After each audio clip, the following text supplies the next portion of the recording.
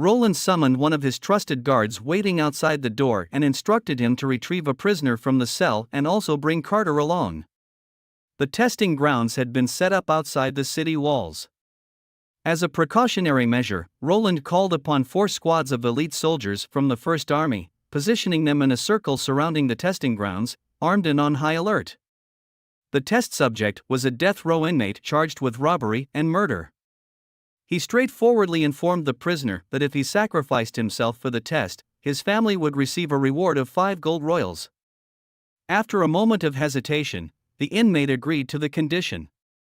After swallowing 2 pills, the expression on the prisoner's face quickly transformed. Veins bulged on his forehead and arms, his skin turned a deep red, and his breath became rapid. He seized a wooden sword and charged fiercely towards Carter, who stood there calmly, waiting. His speed was akin to that of a sprinting wolf, leaving small craters in the ground with each step. The opponent was nothing more than a murderer, lacking any formal combat training apart from his inherent ferocity. Yet, he was able to hold his ground against Roland's chief knight. Roland gazed at the 2 figures in the distance, realizing that the church had not lied. If this drug were to be used by well-trained knights, their fighting prowess would be unimaginable. A deep gash was slashed across his side, blood flowing freely from the wound. Such an injury would significantly hinder the movement of half his body, but he appeared unfazed. He turned around and lunged at the knight once again. Carter employed the same tactic, delivering a powerful impact that made the criminal stumble back 2 steps. The wooden sword also snapped in response to the forceful blow. Carter threw another wooden sword at him, but the criminal did not catch it. Instead, he looked up at the high wall. As Roland locked eyes with him, in the blink of an eye, his speed reached an unimaginable level, akin to a galloping wild horse, charging toward Roland. Carter shouted for the soldiers to shoot the criminal, and at that moment, the other soldiers had already pulled the trigger. Blood spattered from the criminal's back, yet his speed remained unabated as he swiftly broke through the encirclement. The criminal leaped into the air, effortlessly scaling the several-meter-high wall. Just as he was about to strike Roland, a woman appeared before him, holding a green flame in her hand. Immediately after, another woman in white emerged, wielding a gleaming silver dagger, slashing at him. The injured soldiers were swiftly healed by Manhwa's abilities. They were already familiar with the power of the pills. The black pills had equally astonishing effects. Even a severe slash that nearly severed their ribs or a close-range strike couldn't halt their movements. If it were an ordinary person, they would have long lost their combat effectiveness due to the pain. What troubled them, even more, was the fact that the church was willing to offer such substances. Had they not considered the possibility of the new king using the pills against them once Grey Castle was unified? Unless, they held even stronger cards in their hands and simply didn't care about such an eventuality. Roland sighed as he contemplated the situation.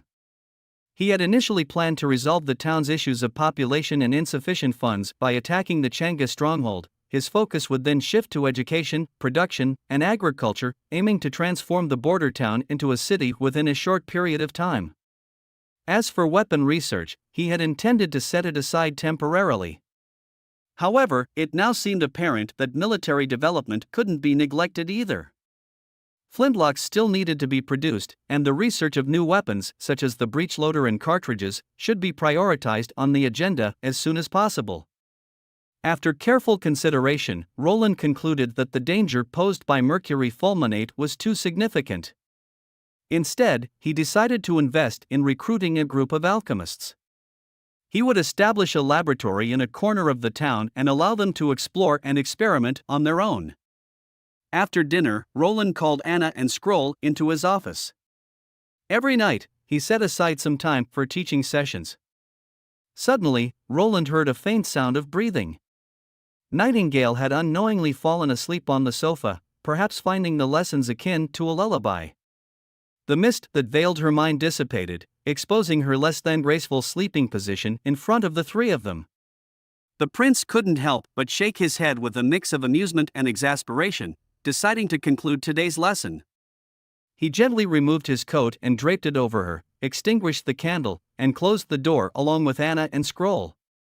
Upon returning to her room, Anna tossed a cluster of green flames into a large wooden tub filled with water. Soon, steam rose from the surface, indicating its heat.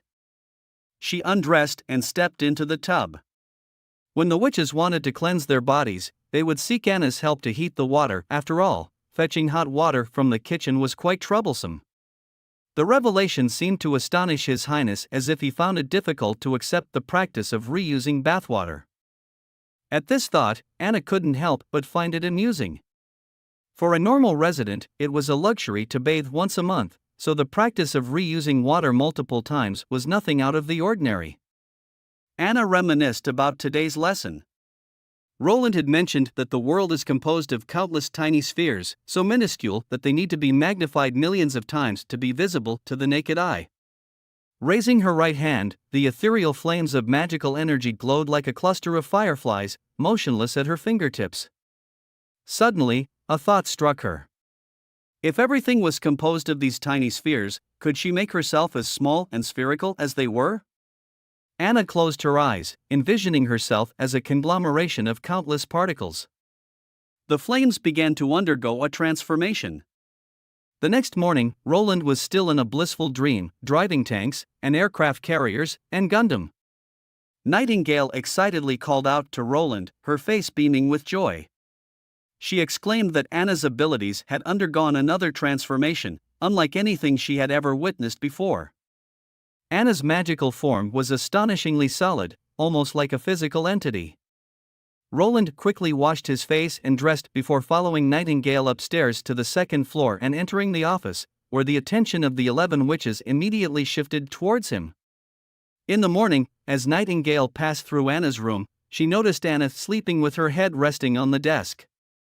Upon closer inspection, Nightingale realized that the magic within Anna had taken on a fixed shape, resembling a continuously rotating cube.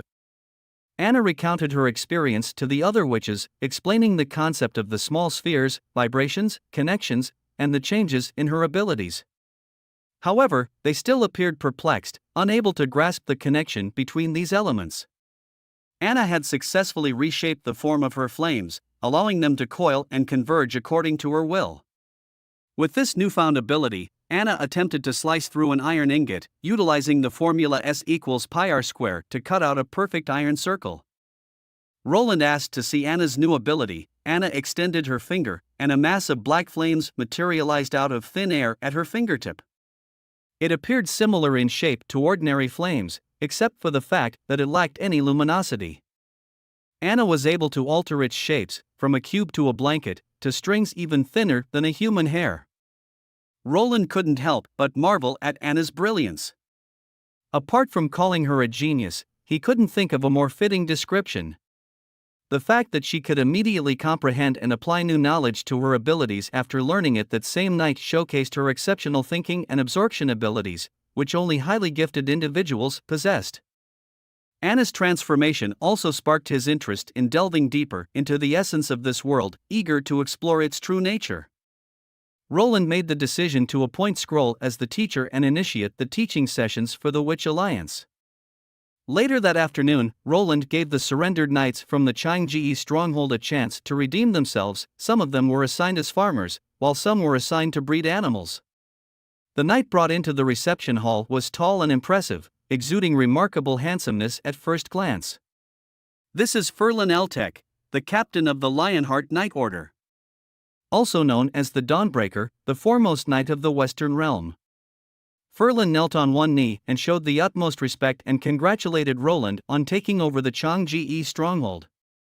Ferlin is the chief knight for Duke Ryan. His wife, Eileen, was originally a commoner working in the theater. They met and fell in love, however. Ferlin family did not support the marriage. As a result, Ferlin moved out to a small farm and married Eileen shortly after. Eileen finally got her first opportunity for a formal performance in the theater. Unexpectedly, the Duke watched the play and took an interest in her. Soon after, while Ferlin was away on a mission, he broke into the house and assaulted Eileen. Ever since, Ferlin had always waited for the chance to kill Duke Ryan. Soon, his left scapula felt the pinch of Nightingale's fingers. Indicating that Ferlin was telling the truth, Furland is a well-educated knight. Rather than sending him to the mines, Roland appointed him as a teacher in the border town. Furland bowed and presented a treasure map, hoping to ask Roland to spare his old subordinate Halon, who's 50 years old and illiterate. In the center of the map, there is an equilateral triangle, and the 3 acute angles connect 3 locations. One point falls at the end of the northern slope of the mountain, while another point is located within the enchanted forest, marked by a hexagonal star, presumably indicating the hidden treasure location. However, Roland's attention was completely drawn to the vertex of the triangle. It is located within the savage wasteland and represented by a jagged mountain peak, with the word Takura written on it. Roland called scroll over. The contents of the treasure map align with the miscellaneous notes recorded in ancient texts, which can be seen as indirect evidence of the church's construction of a city deep within the savage wasteland to run from demons. Maybe they could find some evidence there. Scroll's voice began to shake. She doesn't know why is the church trying to hide this history, and why does the church hunt witches as if they were demons? The hexagon star indicated on the map is only 50 kilometers from border town. Lightning can arrive there within 1 day, hopefully to scout some important info. Ever since Roland's plan to start providing the Witch Alliance education, Soroya has been tirelessly printing out worksheets and textbooks. Before Roland let Scroll go, he had something to give her. Roland opened a drawer, and immediately Nightingale started to stutter. It was full of snacks. Roland quickly closed it and opened another drawer. This time he handed over a small box. When Scroll opened it, it was a pair of glasses. Even knowing Scroll doesn't have vision problems, this is purely for aesthetics. Arriving at the mine on the northern slope, he picked up a steel pipe and examined it. The pipe was perfectly round with a smooth surface, and there were no visible pores or imperfections. In the center, there was a circular hole that was as smooth as the outer surface. When he aligned it with the sunlight, he could see a linear highlight along the surface. By using the high-temperature magical lines to cut objects, while maintaining precise control, Anna was capable of single-handedly elevating the town's industrial products to a new level. They did a series of tests to find out the maximum range for Anna's ability. Nightingale said it was 10 steps, while Anna said it was 15 steps. Roland quickly figured out they are both correct, but because of their height differences, they gave different measurements. Roland knew the next step is to have a standard measurement unit. In the Green Water Port, the influx of resources and population from Eagle City greatly strengthened the power of this harbor city. The raiders reaped abundant rewards, and the slave market became lively as well. The Black Sail Fleet, after a series of battles, not only suffered minimal losses but also acquired a large number of slaves to serve as sailors. They were currently undergoing intense training at the harbor. In a few days, they would set sail for the straight route, starting their first raid of the year. Now that Timothy had suffered a major defeat, there was no one left in the Grey Keep Kingdom who could stop Garcia. Given time, Garcia Wimbledon would undoubtedly become the ruler of the Grey Castle. Soon, the chiefs of the Sandstone clan and the Blackbone clan arrived. The chief of the Sandstone clan is a petite woman, while the chief of the Blackbone clan is tall and rugged, with scars covering his face and muscular arms. They both kneeled before Garcia and respectfully spoke. After the last battle, many of our warriors have been experiencing weakness and fatigue. Only by regularly taking the new pills can we find relief. However, our supply of pills is running low. We have come here to request that you provide us with more of these pills. Garcia declined the request and simply told them to wait. The two chiefs wanted to know when will they be receiving new supplies, and Garcia's chief knight yelled at the guard to take the two chiefs away while telling them to prepare either Gold Royal or Dark Water as department. After closing the doors to the terrace room, Garcia let out a soft sigh. She wasn't concerned about the Sand People or the church's pill because she had already threatened the nearby priests. If they didn't provide her with the supplies, she would hang their heads on the bow of her ship. Garcia's headache came from a letter she received, intelligence sent by her spies in another country. The report stated that the church, using the pretext of Queen Lina's hidden identity as a witch, had taken over the capital and seized control of the entire country. As he pushed open the heavy wooden door of the private chamber, a subtle scent of lavender greeted him. Bishop Malin had a fondness for candles infused with herbs and spices, particularly in enclosed spaces without windows. The fragrance it emitted brought him a sense of calm and tranquility. Aside from the nobility in the capital, there is little resistance from the rest of the kingdom. In fact, the common folk even welcomed the church's takeover. Only a few stubborn and deluded nobles cling to the past glory, but they will be dealt with accordingly. Heather suggests that all the nobility be eradicated. Heather, born in poverty, endured hunger and homelessness before being taken in by the church. With her innate sharp mind and exceptional judgment, she has risen to her current position. Maine understands her disdain for the nobility very well. He ignored Heather and continued his speech, questioning the status in the Grey Castle. Taylor said, according to the intelligence, the new king, Timothy, did not return to the capital after his defeat. Instead, he went directly to the Eastern Territory. Maine proposed to cut the supplies of pills by 30% to Garcia. This way it balances the two-party. This way, within 2 years, there won't be any soldiers left in the Grey Castle. Taylor nodded, agreeing on the plan, then said there were some issues in the Changji stronghold. After defeating Duke Ryan, Roland returned to the border town but did not respond to the church's invite. The three wondered what kind of person Roland truly was, whether it was wrong to choose Roland. "Well, what do you think?" Maine looked at Heather. Heather shrugged and replied, "How else can we see it? What were the initial rumors about him? Incompetent, bad-tempered, greedy, and lacking in skills. I don't think someone like that could possibly capture the Changgu fortress, right? So the answer is simple: he deceived everyone, whether they were nobles or us." "Are you suggesting?" Maine furrowed her brow. Defeating a duke indeed proves his exceptional abilities, but even if someone is exceptionally talented, it is meaningless without sufficient resources to utilize. Taylor shook his head. Since he chose to return to that desolate place, it means he has given up any possibility of meddling in Grey Castle's affairs and naturally poses no threat to our plans. That's true in theory. However, when combined with this piece of information, it becomes quite interesting. Heather lifted her shirt and tossed out a small piece of paper. "My personal intelligence." Maine spread out the paper and quickly scanned its contents. "Which alliance?" Returning to Bordertown, Roland had implemented a policy that offered serfs the opportunity to attain freedom by engaging in farming. However, Berev couldn't help but question why Roland was only demanding a mere 20% in taxes. In Berev's opinion, even a 50% tax seemed insufficient. Roland, on the other hand, clarified that accumulating stockpiles of gold in the basement served no purpose. Instead, he proposed levying a 20% tax, and he will then purchase the remaining crops at market price. This approach would ensure that the castle received an adequate food supply while compensating the serfs. Once they had saved enough, they could begin purchasing items exclusively available in the border town. Ultimately, the money would flow back to Roland, leading to an improvement in living standards. Shortly thereafter, Carter and Shane returned as Roland had requested. Shane headed to the Green Water Port to procure the seeds and plants. When Shane returned, he proudly presented a variety of items. First, he showcased what he referred to as pearl rice. A unique and high-quality grain. Roland knew this was a corn. Additionally, he brought back 2 ground eggs, known for their distinct flavors. This was potatoes. Lastly, he presented sugar sticks, a delightful treat that added sweetness to their meals.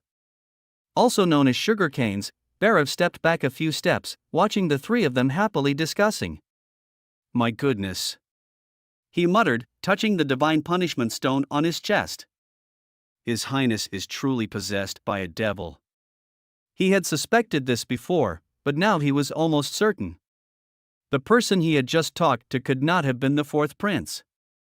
Berev's mind raced as he considered the drastic changes and unconventional actions of His Highness. The sudden acquisition of new knowledge and the ability to lead people out of their predicaments seemed contrary to his understanding of demons. In myths and legends, demons were typically associated with malevolence and corruptive intentions. However, the prince's actions challenged Berev's preconceived notions. As Barav read through the prince's other proposed reforms, such as recruiting commoners into the city hall and providing education for all citizens, a shiver ran down his spine. He couldn't help but wonder what the border town would become if these reforms were successfully implemented. Barav took a deep breath, clutching the god's punishment stone in his hand. There was one lingering question: could demons possess benevolence as well? If anyone dares to say Roland is evil, Barav will be the first one to disagree. The actions of the fourth prince could be considered as those of a wise and compassionate ruler. In his eyes, he had surpassed even the legendary kings recorded in history by showing genuine concern for the well-being of every citizen. He chose to stay alongside his subjects in Border Town, investing a significant amount of resources to purchase food and ensure the safety of everyone during the treacherous month of the demons. Furthermore, he introduced advanced technologies and machinery, even the which, what people refer to minion of the devil, utilized their abilities to improve the lives of the people. At that moment, Barav realized that even if Roland were to become the ruler of Grey Castle, it might not be such a terrible outcome after all. According to Shane's report, it seems that the church's pills are also circulating in Green Waterport. Although Roland is unsure why the church is simultaneously supporting Garcia and himself, he realizes that he must quickly produce the latest weapons. Suddenly, Anna appeared by Roland's side, startling him. She gently closed the door and walked to Roland's desk, holding a book with golden edges in her arms. She wanted to inquire about the quantum science that Roland mentioned. Roland couldn't help but feel both amused and frustrated, as the realm of microscopic quantum was already a mysterious and complex subject. If he had known, he wouldn't have included that part in his discussion. While thinking about this in his mind, he provided a rough explanation to Anna. She pursed her lips, seemingly dissatisfied with Roland's explanation, but quickly moved on to ask another question. By the time she stopped pressing for answers, Roland had talked himself dry. He underestimated Anna's thirst for knowledge, and at this rate, he wouldn't have much left to teach her. Especially when Roland inquired about her progress in mathematics, she answered with ease, saying it was too simple. Roland suddenly felt the vast difference between individuals. How long had it been? In just 1 week, she had progressed from elementary functions to matrix equations, and next would be calculus. Roland gazed at the woman, who was engrossed in flipping through the book and found himself lost in thought. Her delicate bangs rested on her forehead, with a few strands of hair naturally falling on her cheeks. He couldn't help but extend his index finger, tucking the strands behind her ear. She turned her head to look at Roland, almost as if her eyes filled with a smile. The serene blue pupils were no longer still like water but had rippled with waves. They gazed at each other in such close proximity until Anna mouthed a sentence without making any sound, and Roland still managed to decipher her lip reading. Nightingale isn't here. It was obvious as it could be. Roland felt foolish if he pretended not to understand. The room was silent, and he could almost hear the other person's breath and heartbeat. As he drew closer, Anna closed her eyes, and a blush appeared on her cheeks. Roland smelled the faint fragrance emanating from her body and gently kissed her lips. The sensation of softness transferred through the touch, and time seemed to freeze at that moment. They remained locked in the kiss for an unknown duration before parting. After the culture department, the spring planting of the new year finally began. This marked Roland's first step in exploring farming techniques. The serfs saw the dawn of becoming free citizens and worked with great enthusiasm. There were no overseers cracking whips to urge them on. The officials of the city hall stated that the Lord did not care about the harvest of 1 or 2 fields. The serfs were now working for themselves, and those who worked harder would reap more. Although these serfs were illiterate, Roland still insisted on lining the riverbank with flags and banners. He also required the serfs to repeat these messages. He never believed that serfs were foolish and irredeemable individuals. Just because they lacked education didn't mean they lacked thoughts and ideas. He knew that by giving them hope of becoming free citizens when they exchanged their bountiful crops for money, bought fine clothes, exquisite food, and even their own land and houses, those slogans would no longer be mere slogans. By relying on their own hands to escape poverty, they could become valued members of Border Town, and perhaps even surpass a native of the town. As Roland didn't have time to study how to turn sand into glass, he could only burn the crystal bottles that the nobles considered precious and reshape them into what he needed. Nightingale couldn't understand Roland and Anna's conversation about chemistry and acidity, so she walked back to the center of the courtyard, took off her gloves, and picked up a piece of pastry from the round table. The table was filled with palace snacks specially made by the chefs for His Royal Highness. For example, there was a snack called baozi, made from wheat flour with a soft and chewy texture. Inside, there was a filling of finely chopped meat, which contained savory juices. Nightingale sucked on her fingers one by one, leaned back on the lounge chair, and slight drowsiness washed over her. The afternoon sunlight bathed her body, enveloping her in gentle warmth. The rustling sound of the spring breeze caressing the leaves brought a sense of tranquility to her heart. She took off her shoes, curled up her legs, and lay on her side. Nightingale shifted her head and looked at Anna. Anna was holding a newly crafted flat-bottomed cup and seemed to be engaged in a serious and focused conversation with His Royal Highness. Nightingale admired this woman who came from a commoner family yet possessed extraordinary talent. If His Royal Highness were to marry a witch, Anna would be the only candidate Nightingale could think of. Although she harbored a trace of expectation in her heart, Nightingale chose to bury it deeply. Most of the time, just being by His Royal Highness's side was enough to satisfy her.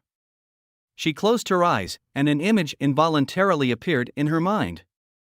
Roland was crowned as the king in the grand hall of the palace. He wore a golden crown and held a jeweled scepter as he walked towards the terrace of the castle, receiving the admiration and cheers of the people. By his side, walking hand in hand, was a woman dressed in a long white silk gown, Anna herself. She also wore a sparkling golden headdress, her face covered by a veil, smiling and waving to the people. Lightning twirled in the sky, showering crimson rose petals, while the distant clock tower of the capital city chimed melodiously. Nightingale and the other sisters stood on the side, applauding and offering their blessings. Roland turned around, lifted the woman's veil, and leaned down to kiss her lips. The final scene became blurred, and as the veil fell to the ground, Nightingale saw, in a trance, that the woman with closed eyes was herself. She curved her lips into a smile and sank into a dream. The three bishops solemnly announced the Church's declaration of an all-out war against the Wolf-Heart Kingdom. Bishop Maine, with his astute judgment, appointed priest Nyla as the envoy, entrusting her with a crucial mission.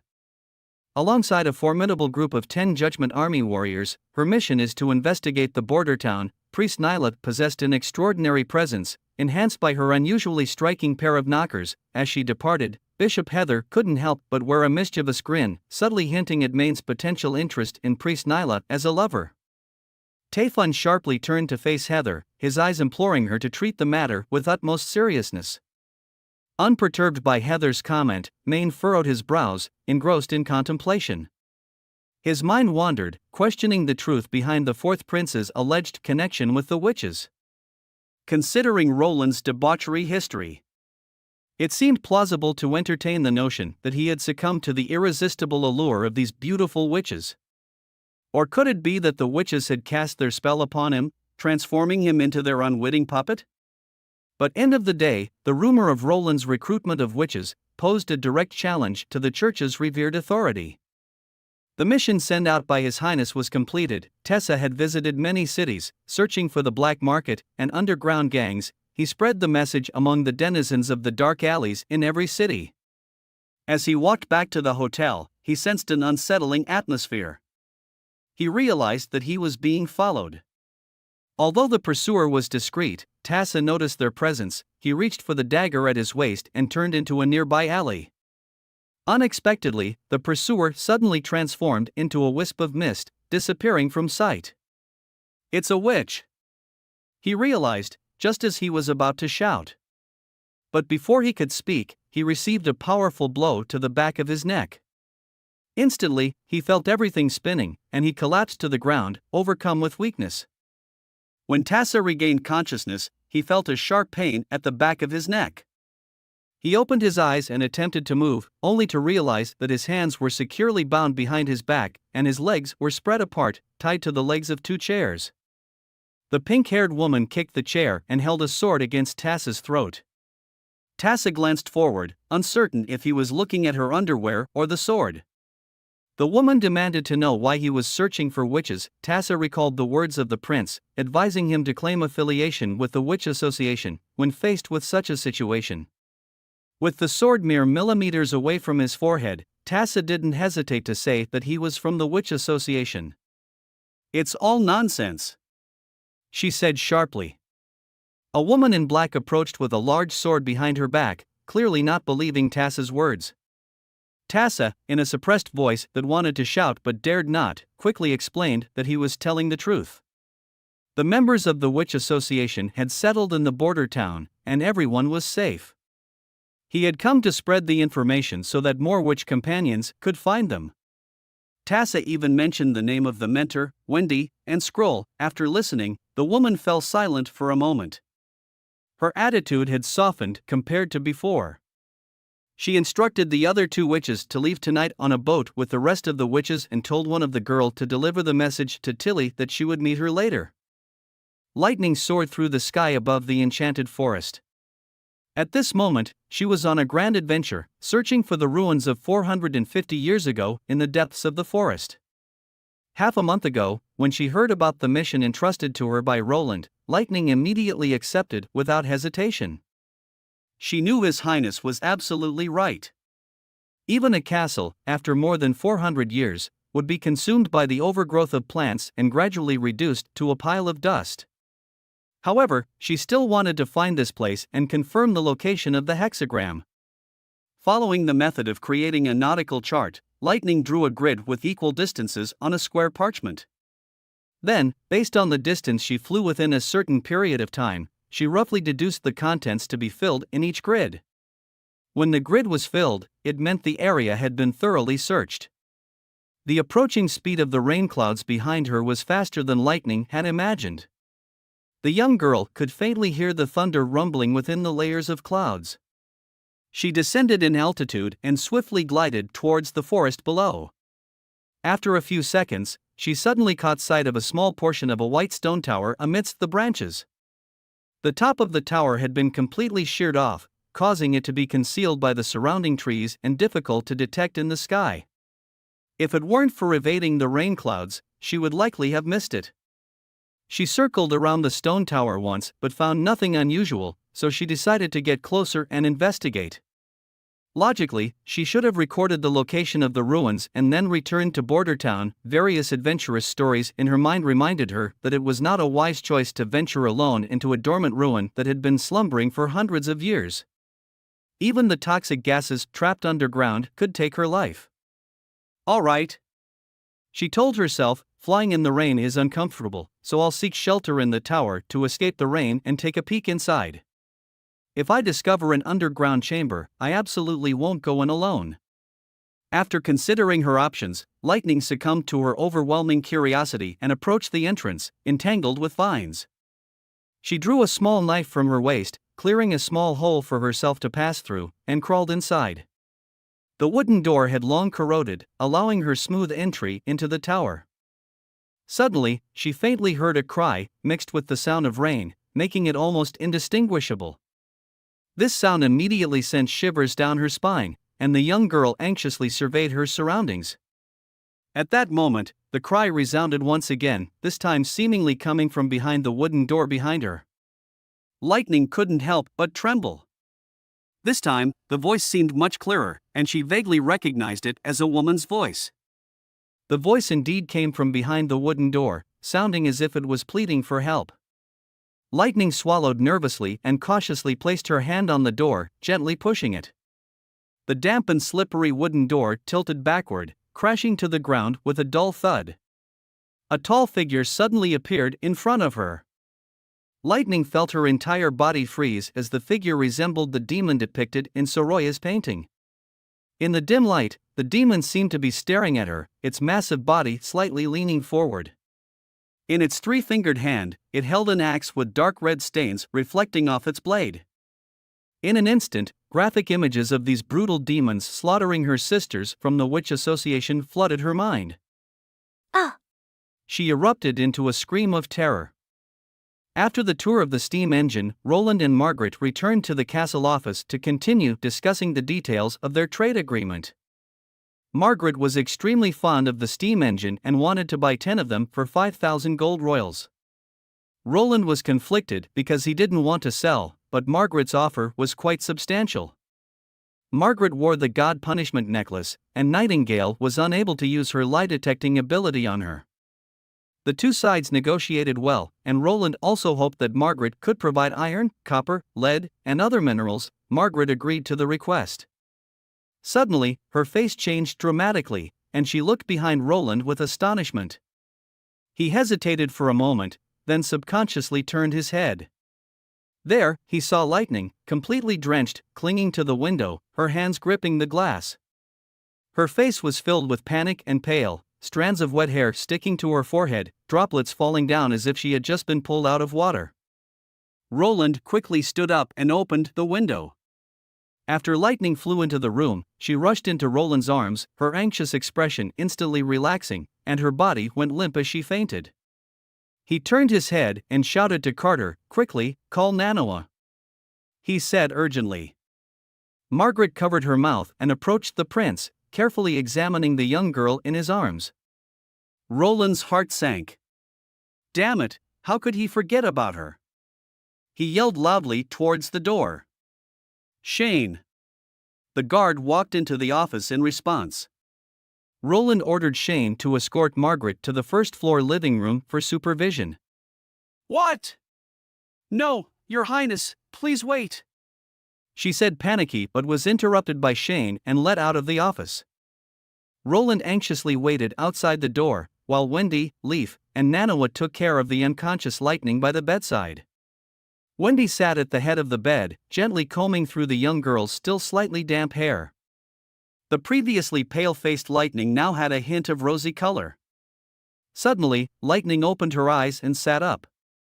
Roland walked to the bedside and asked with concern what had happened. "I found the ruins," she muttered softly. "But there's a devil inside." These words caused everyone's expression to change. Scroll pushed aside Roland and anxiously asked if Lightning had gone inside. Lightning shook her head and recounted the events. She felt downhearted because she heard someone calling for help, but the demon guarding the basement was too terrifying, so she could only choose to escape. She whispered, questioning if she can still be called an explorer. Roland comforted her, saying that Lightning's decision was correct. Excellent adventurers and explorers know how to assess the situation and don't intentionally put themselves in danger. Everyone began to analyze who might have called for help and how to reach them. Roland interrupted them, saying that they would only know by going to see for themselves. In any case, the fact that Lightning returned safely was enough. Outside the window, the sound of rain had subsided, and the clouds were tinged with a reddish hue as the sun was about to set. Roland pushed open the door to the ground-floor guest room, where Margaret was pacing in front of the fireplace, looking somewhat uneasy. The guard, Shane, who had been standing by, saluted and left upon seeing the prince, while Margaret hurriedly approached him, anxiously asking, "Your Highness, how is Lightning?" Roland was taken aback, envisioning various possible reactions from Margaret, ranging from calmness to anger to indifference, but he didn't anticipate her first question to be this.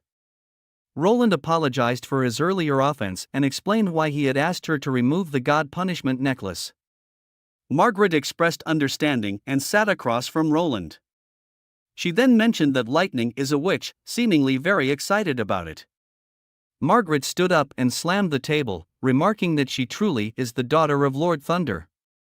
After she calmed down, she assured Roland that she wouldn't report Lightning, and she sighed before explaining her relationship with Lightning. Margaret, at the age of 18, joined Thunder's exploration team and met Thunder and his wife during that time. Thunder discovered several islands and lands, and he drew maps of them.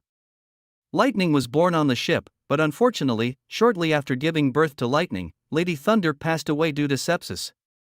As the only female crew member in the fleet, Margaret took on the role of Lightning's surrogate mother, feeding her, playing with her, and taking care of her.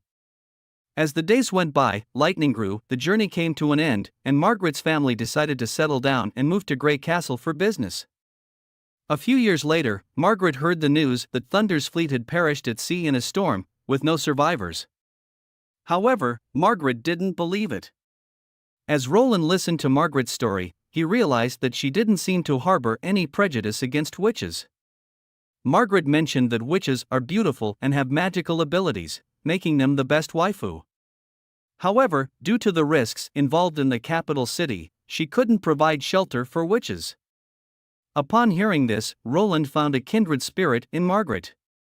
Margaret also expressed her curiosity about whether Roland had taken in other witches and expressed her interest in getting to know them.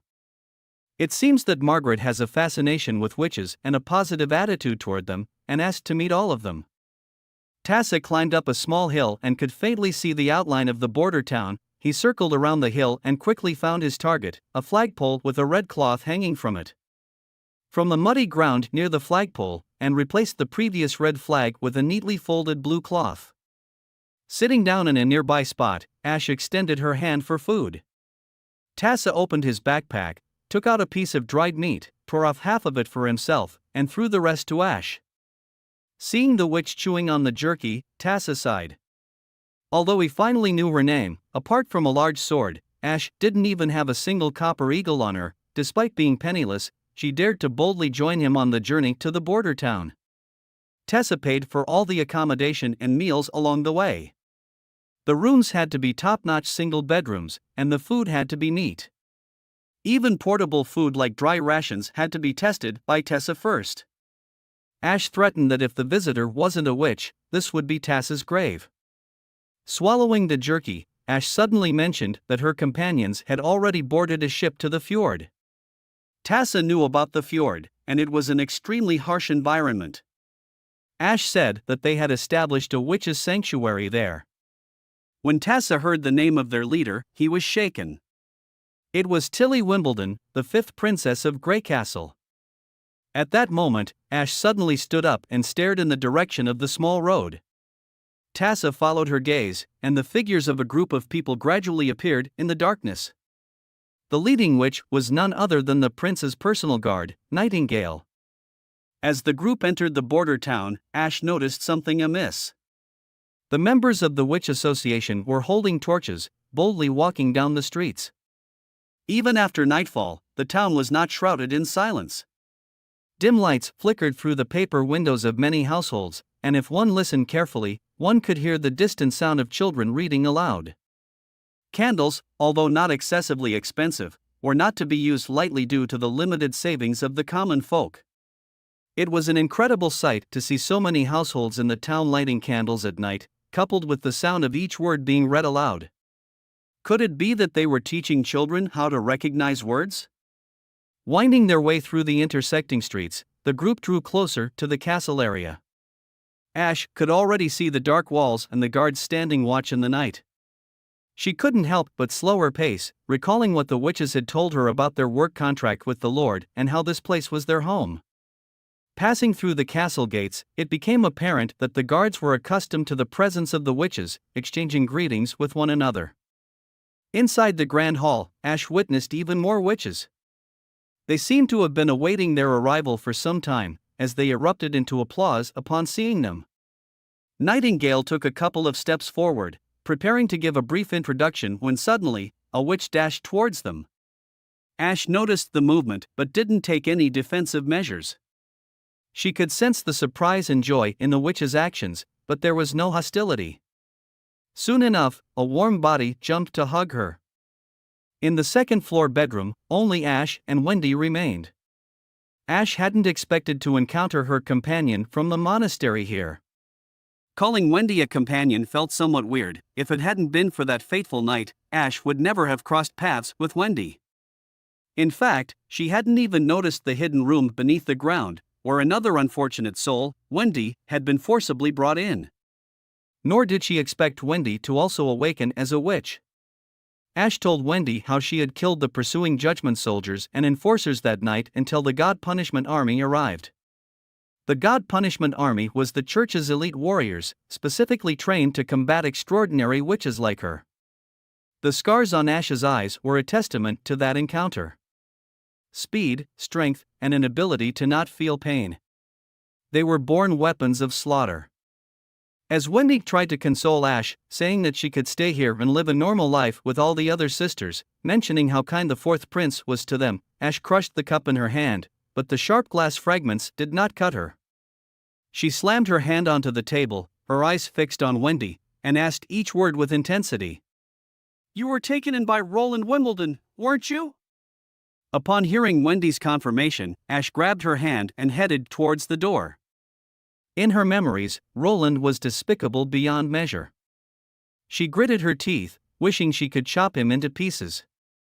Wendy asked Ash to let go of her, and after a moment of silence, she spoke up, saying, "I can't speak for the other sisters, but I won't leave the border town." Prior to meeting Ash, Roland had already received a detailed report from Tessa. He never expected that the long-lost Tilly Wimbledon had become the leader of another witch organization and had even managed to gather a significant portion of the witches within the Grey Castle Kingdom before him. What he couldn't tolerate was the fact that she now had her sights set on his own territory. According to Nightingale's information, the witch before him was extraordinary, her abilities likely leaned towards a combat-oriented type. Roland knew that any extraordinary deserved cautious treatment. Therefore, when he received Ash in his office, aside from the invisible Nightingale, Anna stood by his side. In front of the desk, there were several incredibly thin black flames forming an imperceptible wall, ready to cut her into pieces should she dare to charge forward. Roland and Ash engaged in a fierce argument. Roland claimed that the witches in the border town stayed there willingly and that it was their best destination. He believed the fjord to be highly dangerous, with constant storms and tsunamis, not to mention the perilous journey across the sea. In his opinion, it was unsuitable for habitation. However, Ash was certain that Tilly would lead them to the fjord where they could be safe from the church's interference and create their own home. She believed that Roland's spreading of information to locate the witches would only invite trouble upon himself. Having heard the intel of the God Punishment Army by Wendy, Roland knew that persuading Ash through displays of power would be more effective than mere words. Of course, he could choose to ignore Ash altogether, but that would mean giving up on any chance of winning over the witches under Tilly Wimbledon's command. Despite the slim hope, he still wanted to give it a try. "How many members of the God Punishment soldiers can you simultaneously handle?" he asked. Ash's expression appeared somewhat puzzled, but ultimately she extended 3 fingers and said she could handle 3 of them. Roland sat up straight and told Ash, "Let's make it more interesting then." Ash was momentarily stunned, and for the first time, a different expression appeared on her icy face. Roland proposed a fair one-on-one duel. Ash gave him a look that said, "Are you out of your mind?" Roland decided to entrust this honorable task to Carter. The competition was scheduled for 1 week later, and Roland invited Ash to freely explore the border town. During that time, hopefully she could change her prejudice. Just as she turned to walk towards the door, Roland suddenly called out to her, "Wait, have I seen you somewhere before?" Although he was certain he hadn't seen that face before, there was a strangely familiar feeling emanating from the figure's back. Roland took a brief moment to recollect, and the familiarity seemed to originate from within the royal palace. "If it wasn't for Tilly stopping me, you would have been left with only one hand back in the palace," Ash remarked. As the office door closed, Nightingale and Anna both turned to look at Roland. Nightingale asked, "Did you also grope her butt?" Roland blushed. "What you mean also?" Anna interrupted their conversation and asked Roland if he was confident in having the knight defeat the extraordinary witch. Roland was full of confidence because he had his secret weapon. He had long been envisioning the design of a revolving firearm. Round lead bullets and loose gunpowder were simply too outdated. He hoped to create a firearm capable of rapid fire. Kyle Seachy, with unwavering determination, embarked on a commercial ship bound for the border town, along with his family and over a dozen disciples. Leaving behind the alchemy workshop in the city of Crimson Water, he penned a farewell letter to his disciple Charles, resolute in his decision to venture to the border town. Just a few days prior, emissaries from Roland had arrived, seeking to recruit alchemists, accompanied by some fantastical formulas that pushed the boundaries of imagination. Kyle had always believed that the essence of alchemy lay in seeking truth amidst the chaos, but little did he expect that the fourth prince would offer him a revelation unlike any other. The direct current generator and the direct current motor have no structural differences. Essentially, they are the same thing, and their functions can be interchangeable. As long as other machines drive the rotor of the motor to rotate and continuously cut magnetic lines with the help of the conductor, an induced current can be generated continuously. With the assistance of Mystery Moon, aka Rem, and Anna, Roland was able to assemble a simple direct current motor in just a few hours. The stator part was entirely made of wood and then imparted with Rem's magnetism ability. The commutator segments were embedded in a piece of round wood, which had a central hole for connecting it to the steam engine shaft. This construction was not only convenient to manufacture but also ensured insulation between the commutator segments. Kyle finally met the fourth prince, inside the reception hall of the castle. After exchanging greetings, Kyle couldn't contain his excitement and eagerly wanted to learn more about the alchemical formulas. He could hardly believe that Roland had authored those formulas himself. Roland attributed his knowledge to ancient texts dating back 400 years. This revelation left Kyle even more bewildered.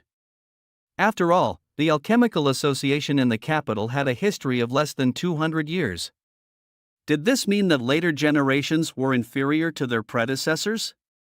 Roland explained to Kyle that in the book, the scholars from 400 years ago referred to alchemy as chemistry. They put forth a hypothesis that matter is indestructible. The substances that make up everything in the world do not disappear or increase, they merely transform from one form to another. Roland offered an apt analogy, but it didn't immediately convince Kyle. Kyle then posed a question: if a piece of wood is burned to powder, no matter how it is measured, the weight of the powder is lighter than that of the wood. If the matter is indestructible, where did the missing material go? Roland smiled and explained that it transformed into gas and water. The water evaporated due to the heat of the flame, leaving behind only the residue. Kyle found it hard to believe that gas also has weight. Roland took out a beginner's chemistry book from his desk and offered Kyle a job, with the same salary as in Crimson Water City, but with the requirement to sign a confidential agreement. Barav, who had been lurking in the background, suddenly appeared, startling Kyle. Roland's first task for Kyle was to create a highly concentrated acid. Nightingale emerged from the mist, pouting her little mouth. She accused Roland of deception. She knew that the introductory chemistry book was not some ancient text from 400 years ago but rather something Roland had written himself. Roland knew that instead of directly telling Kyle the truth, it would be better to let him delve into it on his own and experiment, because people always believe in themselves the most. Suddenly, Nightingale lowered herself, leaning towards Roland, and asked who had taught him all this knowledge. Before Roland could respond, Nightingale pressed her finger against his lips, saying, "If you don't want to say it, then don't. I don't want to hear you lie." The prince handed over a peculiar-looking firearm, and Carter received it with both hands. The trigger and barrel resembled those of a flintlock musket, leading the knight to conclude that they belonged to the same type of weapon. It was not particularly large, but it felt surprisingly heavy in his hands, even more so than a flintlock rifle. What caught his attention was that, apart from the wooden grip, the entire gun was made of metal. Its sleek lines, angles, and gray-white metallic sheen exuded an indescribable beauty. Carter almost instantly fell in love with the weapon. He quickly discovered that its operation was simpler than that of a flintlock. The projectiles and gunpowder were already combined, and all he had to do was load the revolving cylinder in the middle to fire. The cylinder had 5 holes, allowing for the simultaneous loading of 5 rounds. Sparks and gases burst out from both sides of the cylinder, creating a deafening sound that made his ears ache.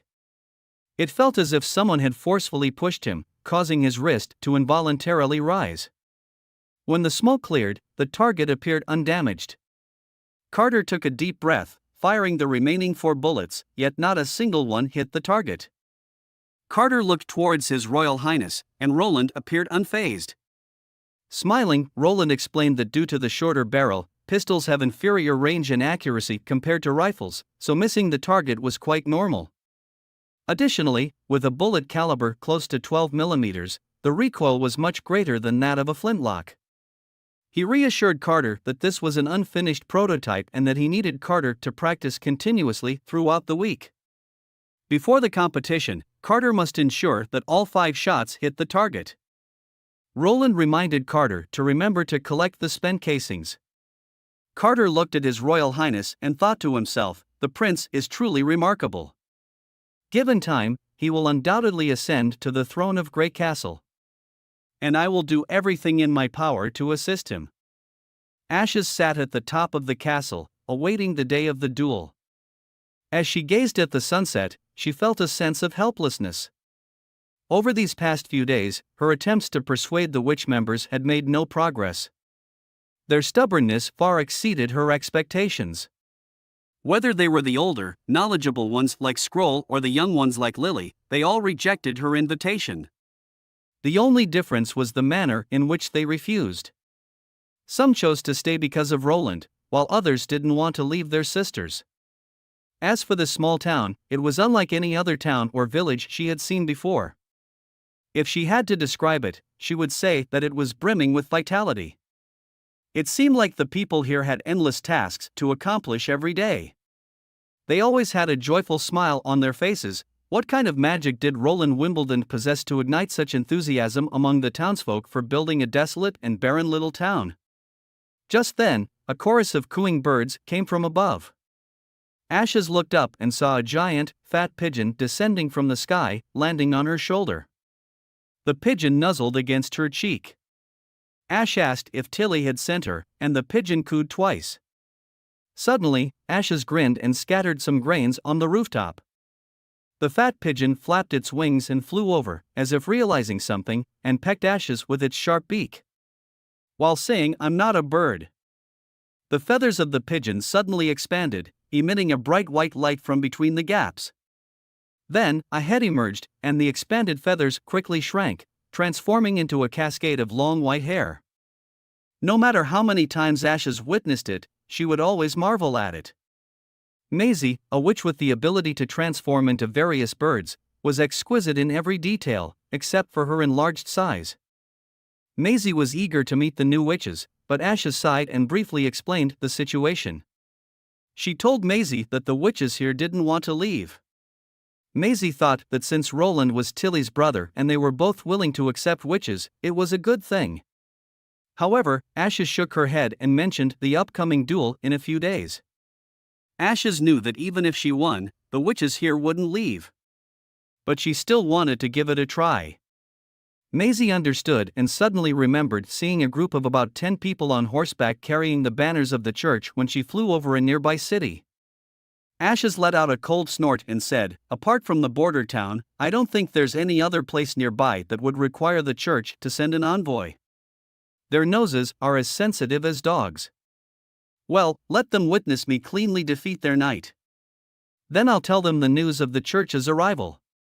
By then, Roland Wimbledon will know just how wrong he was." Above the border town, lightning soaring through the skies, while wearing a pair of wind goggles that Roland made for her, ensuring that no matter how fast she flew, the wind wouldn't sting her eyes. Lightning recalled Roland's comment about her resemblance to Ezreal, though she had no idea who Ezreal was. Suddenly, a white figure darted past the corner of her eye. She turned her head to see a pigeon spreading its wings and gliding through the sky. Pigeons were not uncommon birds, but this one was different. It was an incredibly plump, barbecue pigeon. Without hesitation, Lightning changed direction and charged toward the pigeon. The pigeon quickly noticed the unexpected pursuer and dove down, seemingly trying to escape into the nearby forest to shake off its relentless hunter. They raced through the woods and swiftly crossed an open clearing. Lightning seized the opportunity, pushed her speed to the limit, and in an instant, she pounced on the pigeon, pinning it to the ground. The pigeon struggled but couldn't break free from her grip. Lightning drew a small knife from her waist, ready to finish off her prey. But then, the pigeon unexpectedly spoke, "Don't. Help me, coo." The pigeon inflated into a ball and transformed into a human. Startled, Lightning was startled, nearly dropping her knife in fright. However, she quickly regained her composure. "You're a witch?" she asked. Maisie nodded repeatedly, confirming that she was indeed a witch. Lightning helped Maisie to her feet, and they introduced themselves to each other. Along the way, Maisie pointed to the pendant hanging around Lightning's neck. It was a tracking rune, used for locating purposes. Maisie appeared slightly annoyed because Lightning had just contemplated eating her. However, Maisie quickly explained that only witches could use the tracking rune, and it required a matching magic stone to pinpoint a specific location. Lightning's pendant was given to her by her father when she was a child. Within a few minutes, Lightning and Maisie seemed to have become the best of friends. They flew towards the mystery forest, gathering mushrooms and soaring above the castle. In the evenings, they studied together. As the days went by, the day of the duel drew closer. The weapons were still being improved, and Carter continued his training. He had become familiar with the handgun and was now able to hit the target consistently. On the eve of the duel, as the sky grew dark, Ash finally waited for Maisie to return to her room. Ash was busy cleaning her large blade when she asked Maisie why she had been returning so late in the past few days. Maisie transformed back into human form and pulled out a roasted bird leg from her pouch. The room was instantly filled with its irresistible aroma. It was a bird that Lightning and she had roasted together, and Maisie wanted to share it with Ash. Ash shook her head and was surprised to learn that Maisie also enjoyed eating birds. Maisie asked if the duel was really necessary. She knew that the witches here would never leave, and the border town is so comfortable that even she herself even wanted to stay. The prince would dine with the witches, laughing and joking together, and the people in the town didn't discriminate against witches. Plus, the witches here could play Gwent with her and keep her company. Most witches live in constant fear and uncertainty, and a stable and comfortable place to live is all they strive for. Take Maisie, for example. Before being accepted by Tilly, she had been hiding in a thatched hut in the slums of the capital city, curling up in the narrow gaps between the roof beams like a true bird, spending each night in fear. Even when Tilly decided to journey east across the sea, Maisie traveled tirelessly, reaching out to the hidden witches scattered throughout the land. Without any breaks, she had likely never experienced such a peaceful and tranquil life before, Ash thought to herself. Ashes couldn't fathom such thoughts.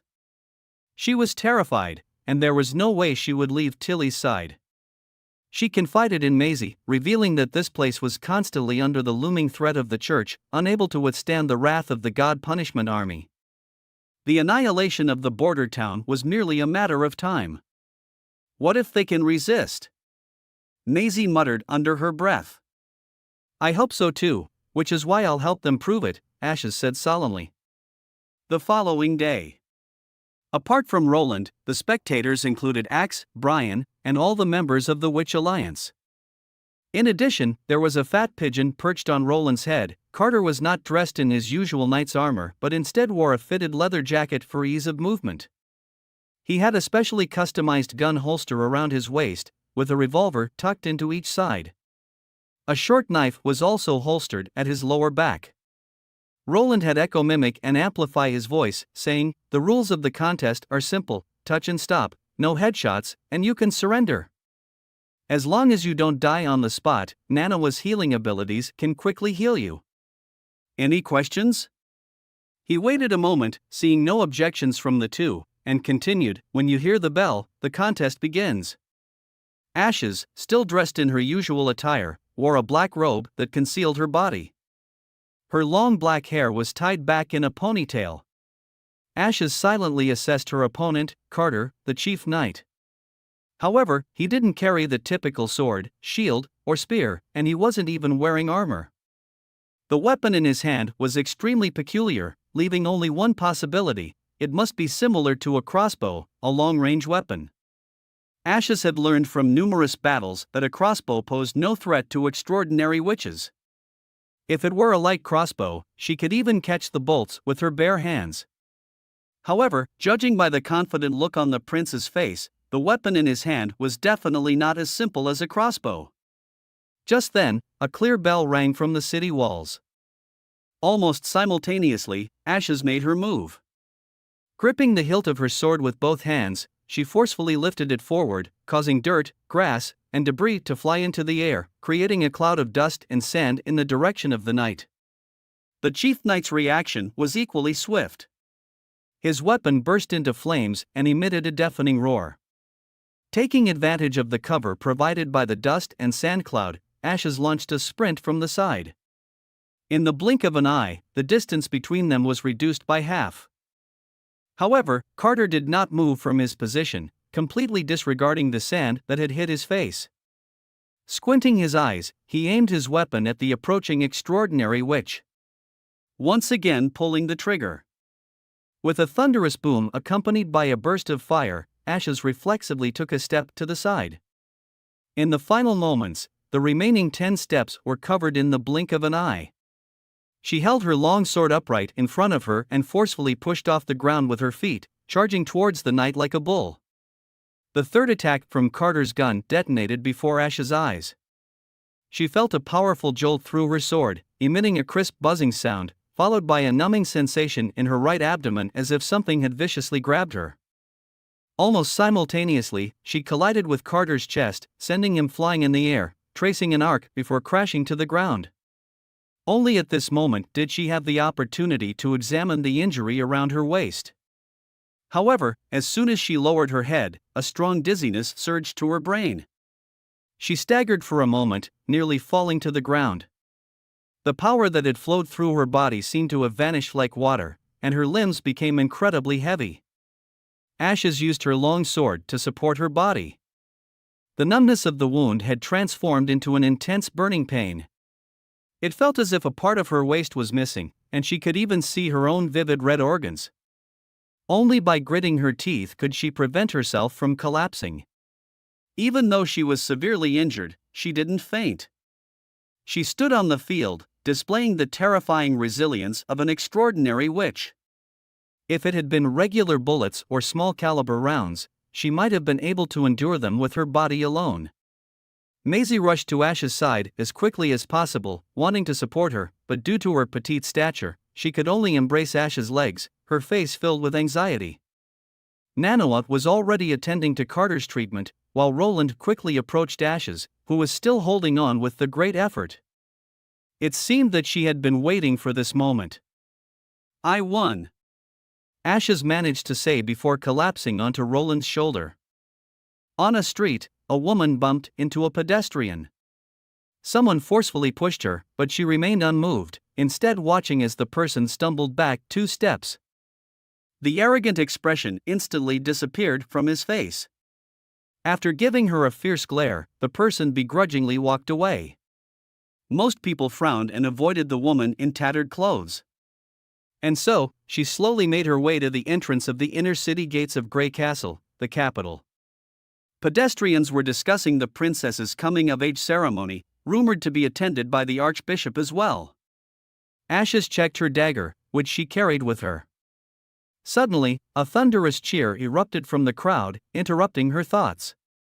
She looked towards the inner city area where the kingdom's night order was slowly approaching in a neat formation.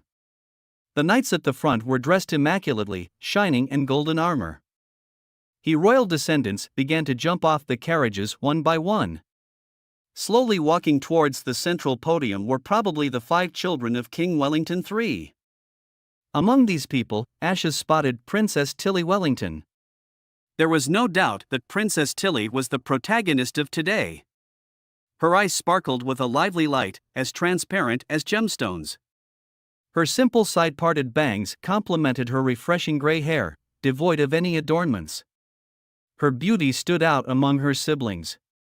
The patterns on her dress were not intricate but perfectly matched her demeanor. And most incredibly, she actually looked past the crowd and directly locked eyes with Ashes. Then, she nodded slightly as if greeting her, a smile appearing on her lips. It was definitely not an illusion. In that fleeting moment, Ashes felt the same sensation. It was an overwhelmingly familiar feeling, as if they had been friends for years, warm and sweet. It didn't come from blood ties, identity, or status, but from a resonance of magic. After the ceremony, 2 guards found her and escorted her to the palace. In a secluded chamber, she stood before Princess Tilly. After listening to Ash's experience, Princess Tilly gently touched her face and bestowed upon her the name Ashes, inviting her to follow her in the future. Ashes opened her eyes, and the first thing she saw was Maisie's face. Maisie blinked her eyes and then hugged her tightly. Ashes tried moving her fingers and didn't feel the expected weakness or numbness. There was no sharp pain coming from her waist either. She lifted Maisie and knew that Manhwa had used her healing abilities to cure her. Ashes put on her black robe, glanced at the sky outside the window, and walked towards the door.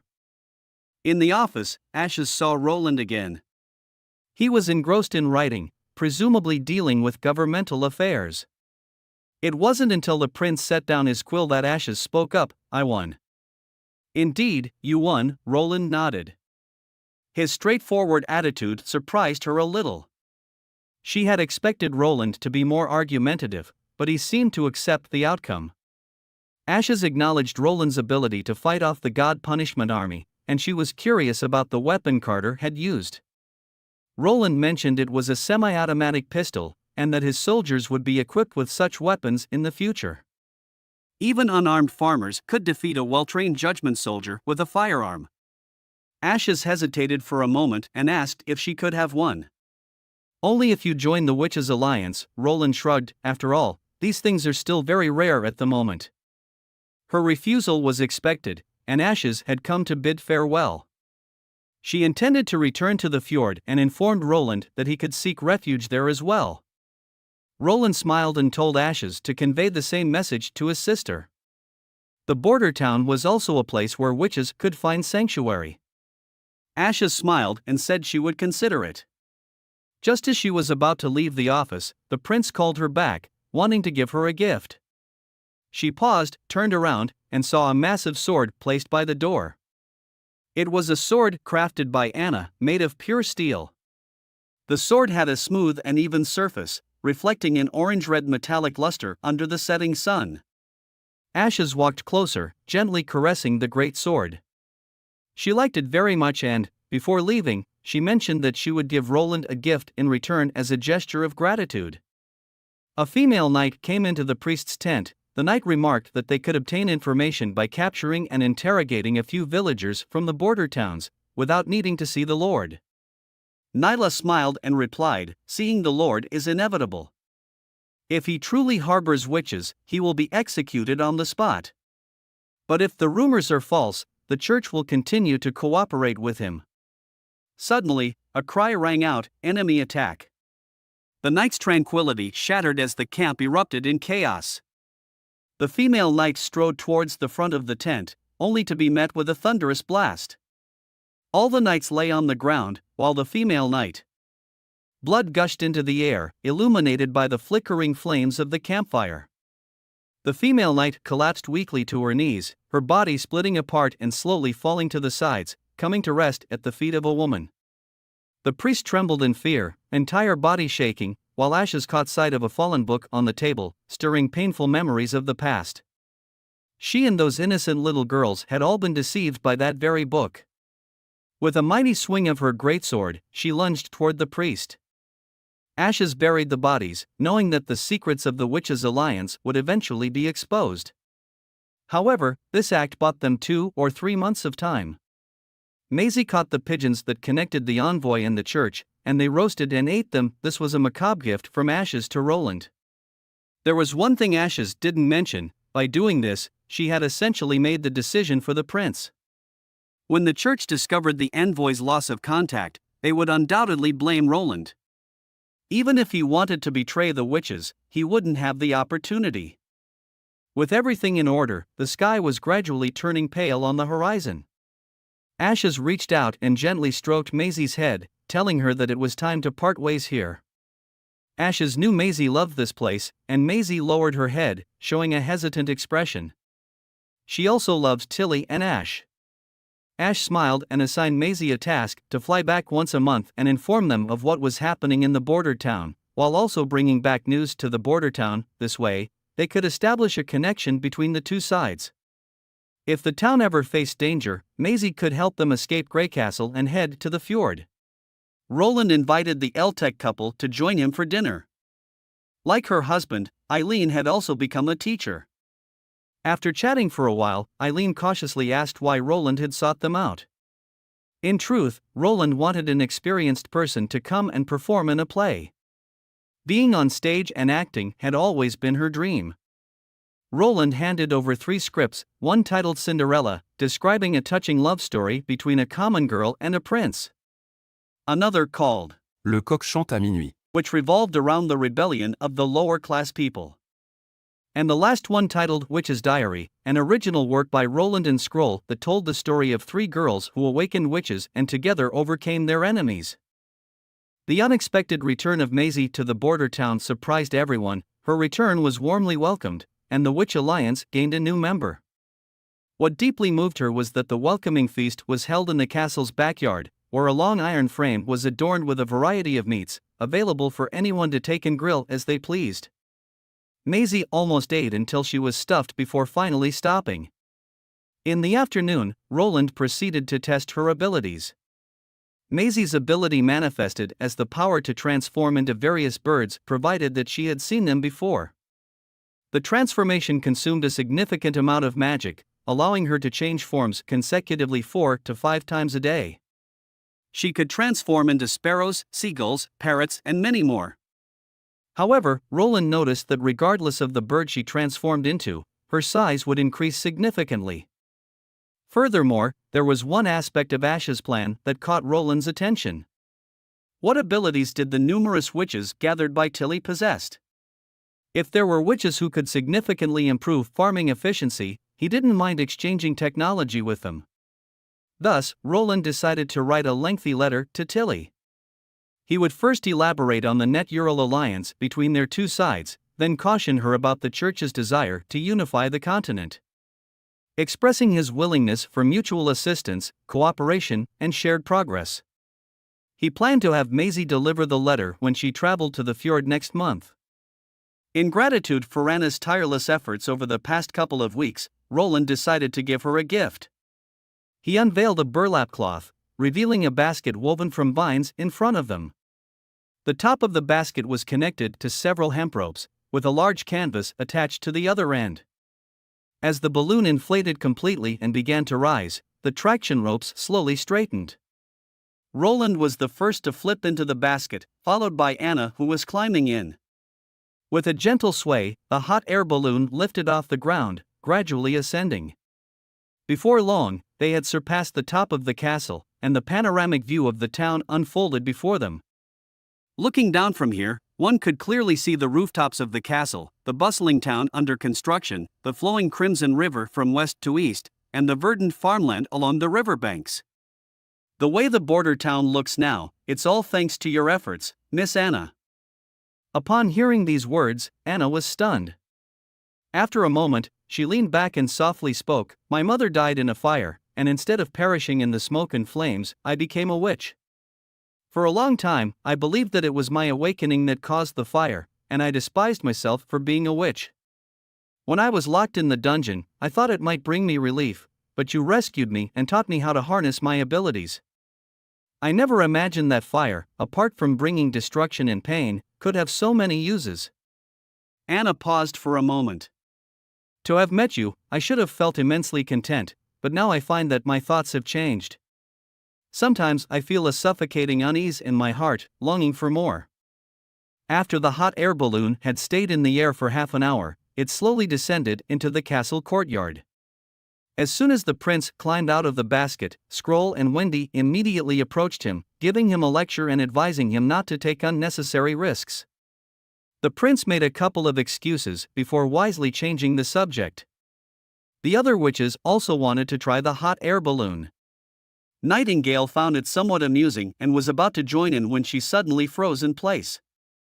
She saw Anna carried out of the basket by Roland, with a twinkle in her eyes and a blush on her cheeks. The other witches clamored to ride in the hot air balloon as well. Soon enough, the balloon inflated again, and this time Anna and Manhwa soared into the sky. Nightingale stood on the outskirts of the crowd, gazing blankly as the hot air balloon became smaller and smaller. It was then that she realized why she had used her abilities in the courtyard. Glancing back at Wendy, who was looking around with a bewildered expression, Nightingale quickly walked away. After dinner, Nightingale returned to her bedroom, hugging her knees. Wendy entered the room and closed the door behind her. "I saw everyone riding in the hot air balloon, but you sat alone on the side," Wendy said. "It's nothing," Nightingale replied, turning over. Wendy sat on the edge of the bed, gently straightening her posture and staring at her for a while. "I thought you were willing to confide in me about anything," Wendy said. Nightingale didn't want to share all these troubles because it would make her feel selfish. After all, the first witch His Highness had met was Anna, not her. Whenever she felt lost, the first person she thought of was always Wendy, who would never let her down. With that in mind, she gently held Wendy's hand and briefly explained the situation. Nightingale repeated the question asked by Scroll that day: "His Highness Roland will marry a witch." Nightingale suddenly opened her eyes and said each word deliberately. "He said it himself. And he wasn't lying." Wendy suddenly grabbed Nightingale's arm and earnestly told her that this matter should not be revealed to anyone, not even the sisters of the Witch Alliance.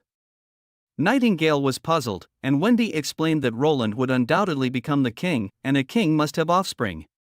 A king without an heir would not be accepted. Whether Roland could become the king would determine the fate of all the witch sisters. Wendy pondered for a moment and asked Nightingale if she wanted to become the queen or continue guarding by Roland's side. Without hesitation, Nightingale replied that she naturally wanted to be by his side. Wendy smiled and said, "There can only be one queen, but even if he ascends the throne, he still needs your protection. Do you understand what I mean?" Nightingale blinked her eyes but did not answer. The secret chamber of the Hermes Grand Cathedral. The ritual of divine punishment transformation is the knowledge that the Pope must possess. When Maine took over the Codex of Divine Punishment a year ago, it was equivalent to obtaining the qualification to be the next Pope. The two judgment soldiers lay on the transformation platform, and Maine recognized them. The guards came forward and blindfolded the two soldiers, securing their limbs firmly to the platform with wrist and ankle restraints. Then a witch was brought in and laid flat between the two soldiers. One succeeded, and one failed. Standing between the two transformation platforms was the highest leader of the church, Pope Oberlin. He wore a striking red robe with gold trim and a sparkling gemstone crown on his head. Maine hesitated for a moment and asked how many judgment soldiers they would need to defeat the demons. Pope Oberlin raised his hand to silence him, telling Maine that he was too impatient. As the next pope, all the questions would be answered in the hidden chamber at the top of the Holy Secretariat. For now, the more God judgment soldiers, the better. Soon, another muscular warrior prepared for the ritual. It was Tak Thor, a member of the Holy City Guards, who knelt on one knee, feeling immensely honored to participate in this ceremony. Simultaneously, a God punishment knight approached, cradling an 18-year-old witch raised by the church. The day before the sacrifice, she had been heavily sedated with copious amounts of dreamer's water, a potent sleeping potion.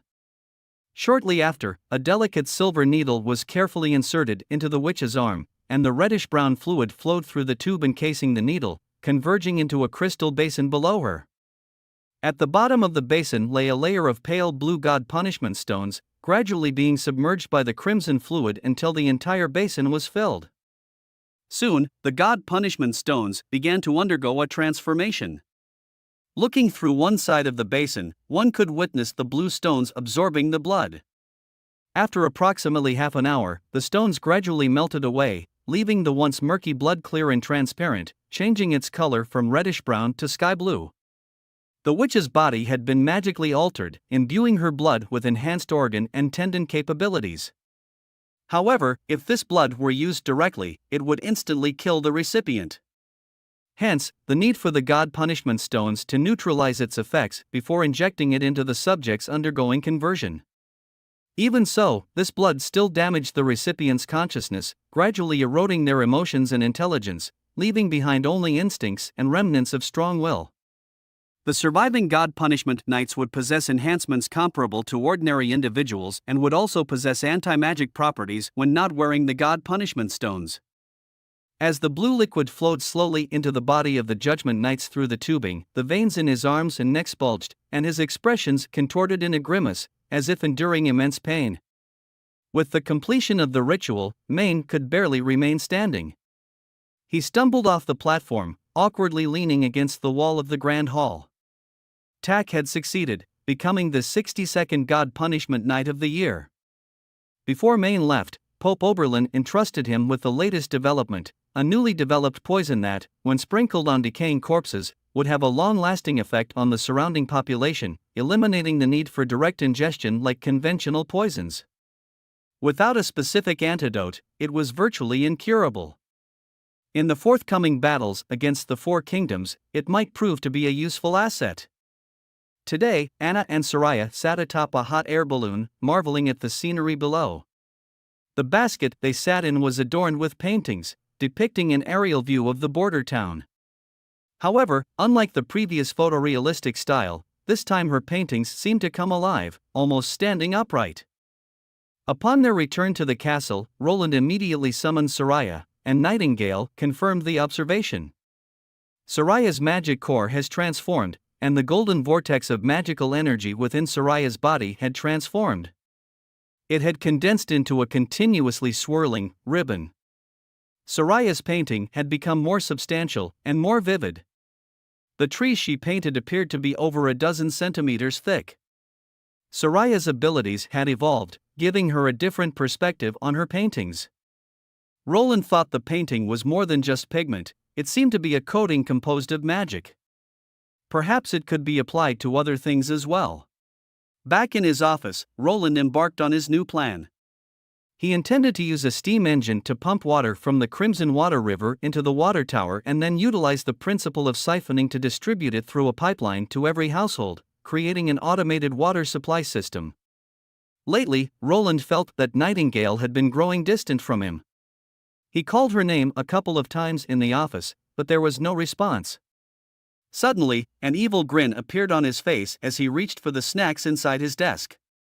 However, Nightingale intervened, stopping him in his tracks. Seeing Nightingale still by his side, Roland smiled and expressed his gratitude for her unwavering protection and companionship. Nightingale discovered a silver handgun in one of the drawers. The pistol gleamed with a polished surface, reflecting shadows, and both the handle and the barrel were adorned with exquisite engravings. The name to Veronica was inscribed on the barrel.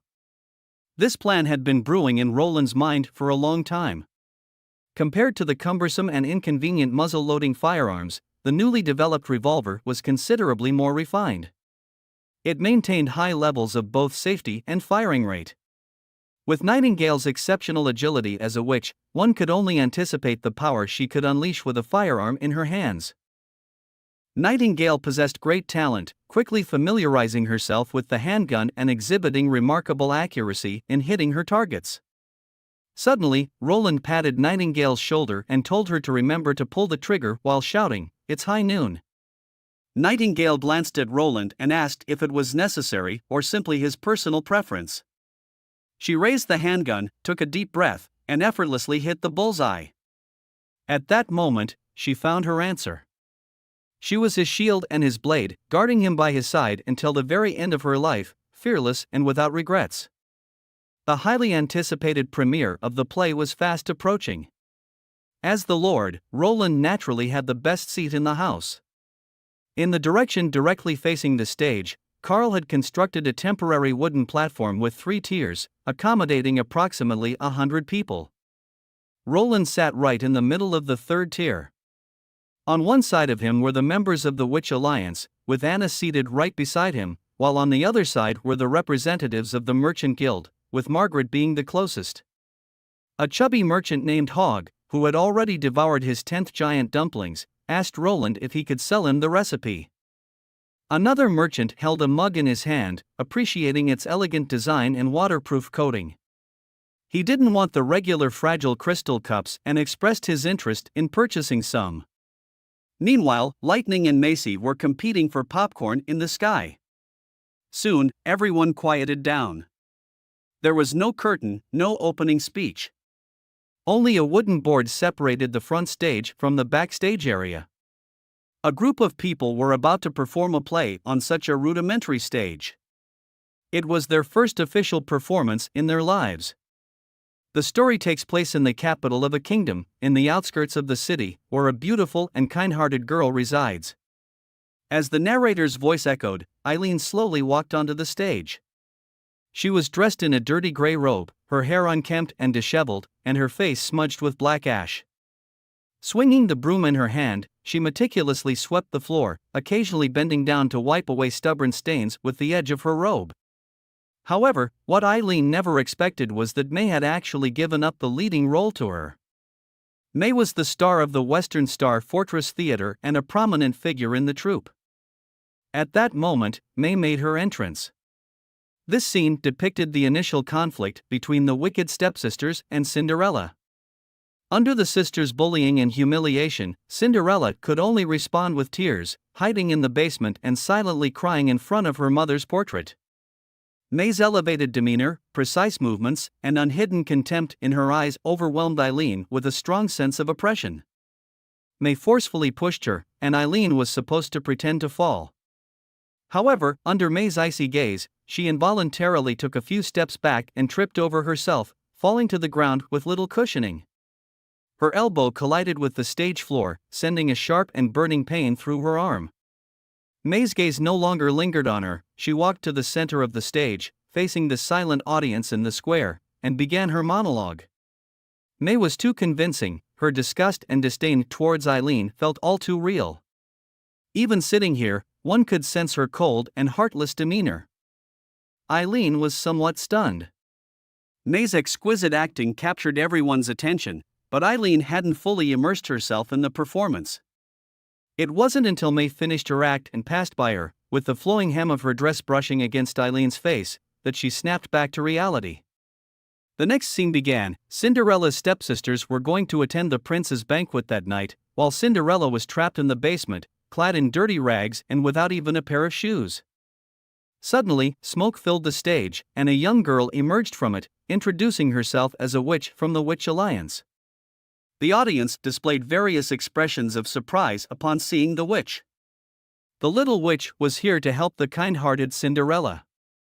This was Roland's plan to adapt the original story, promoting the kindness of the Witch Alliance and subtly guiding the people to eliminate their prejudices against witches. Nanawa's portrayal of the little witch was the perfect choice since she had already become an idol-level figure in the First Army. With a wave of her hand, the little witch conjured up a carriage and a set of exquisite evening gowns.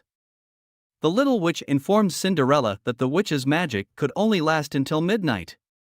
The next scene began. The handsome prince strolled down the street, feeling bored with the royal banquet. The actor playing the prince was indeed handsome, but his expression seemed too rigid. Margaret commented on this, and Roland chuckled. Next, the prince and Cinderella danced together on stage. Suddenly, the chimes rang, and Cinderella quickly let go of the prince's hand and hurriedly made her way down to the stage. In her haste, she dropped her glass slipper. The prince searched from house to house in the outer city, finally arriving at Cinderella's home. The story had a happy ending. The atmosphere in the entire venue instantly exploded. Everyone erupted in excitement as they witnessed the embrace between the prince and Cinderella. Timely cannon fire sounded from outside the stage, elevating the atmosphere to its peak. The applause and cheers continued incessantly, merging into a harmonious symphony of celebration. The actors bowed and exited the stage as the final narration echoed, yet the applause from the audience showed no signs of stopping. Taking a deep breath, May changed her clothes and, with a stern face, was the first to leave the dressing room. Just as she descended the wooden stairs, a man suddenly approached her. He, too, had a tall and handsome stature, adorned in shining silver armor. He appeared to be a knight from the border town. Carrying a bouquet of flowers, the man introduced himself and praised May's performance, hoping to invite her for a drink. Meanwhile, in the Changgu stronghold, approximately 50 individuals approached, all dressed in armor, glistening under the midnight. Among the 8 groups, 4 of them carried banners. 3 of these banners bore the emblem of the Twin Towers, symbolizing the Grey Castle royal family, while the other banner displayed a horse head, which Petrov recognized as the insignia of the House of Or, from the Northern Territory. A man stepped forward from the ranks of the knights. It was Raymond, the envoy of King Timothy. Petrov took a deep breath, realizing what was going on. Since the other party was not an impostor, he had no reason to turn away the envoy of the new king, as doing so would be tantamount to making an enemy of the Grey Castle. Of course, this news needed to be promptly conveyed to His Highness Roland. He dispatched his knights to the border town and ordered the gates to be opened. Standing at the city gates, he noticed that aside from the spirited 10 or so individuals at the forefront of the group, the rest of the knights seemed worn out. They slouched on their horses, appearing as if they could collapse at any moment. The envoy's entourage was nothing more than a ruse. Among the 50-person group, there were only 13 true knights. The rest were mercenaries disguised as knights, under the influence of church pills, now more obedient than hounds and more ferocious than demons. This was the key to Raymond seizing control of the city gates. The following day, in the border town, the backyard water tank was already filled with water, and he turned on the tap, allowing the water to flow through the pipes. Roland introduced the faucet, explaining that they no longer needed to fetch water from the well and could now take baths every day. Lightning stuck out his tongue and licked the never-ending droplets of water. "It tastes quite sweet," she remarked. Maisie stuck her head out from under Lightning and followed suit. "It's pretty sweet, coo." Manhwa tried to bring her head closer, but Roland stopped her and explained that the water must be boiled before drinking. "So, you spent a whole week in the castle just to make bathing more comfortable?" Lily sneered and whispered, "Truly a noble who enjoys extravagance." Scroll intervened to stop Lily, but Roland waved his hand, indicating that he didn't mind. Shortly after the prince returned to his office, Scroll followed suit. She apologized once again, and Roland smiled, assuring her that he didn't mind at all. Scroll recounted Lily's story, explaining that she no longer easily trusted others after being deceived. Scroll also had the ability to sense magic, so she would disguise itself as a noblewoman wanting to adopt a child whenever passing through a town. At that time, Lily was locked up in a remote shelter, but when Scroll specifically requested to adopt her, they refused, stating that they only sold adult girls at that establishment. She grew suspicious and had Nightingale examine the account books in this place. It was discovered that in the past decade, a total of 3 witches had been found in the shelter, all of whom were sold to the church. Those with attractive appearances were sold to nobles, while those who went unnoticed were killed in the shelter's woods. However, when they attempted to disperse this group of girls, most of the people glared at them with anger, as if they had taken away their chance of being adopted by nobles. Lily was initially the same until Hakura took her on a trip to the woods behind the small building. There, she witnessed her friend who had falsely claimed to be chosen by a noble and left the shelter a month ago, as well as several putrid pits. From that point on, she became wary and mistrustful of ordinary people, especially nobles.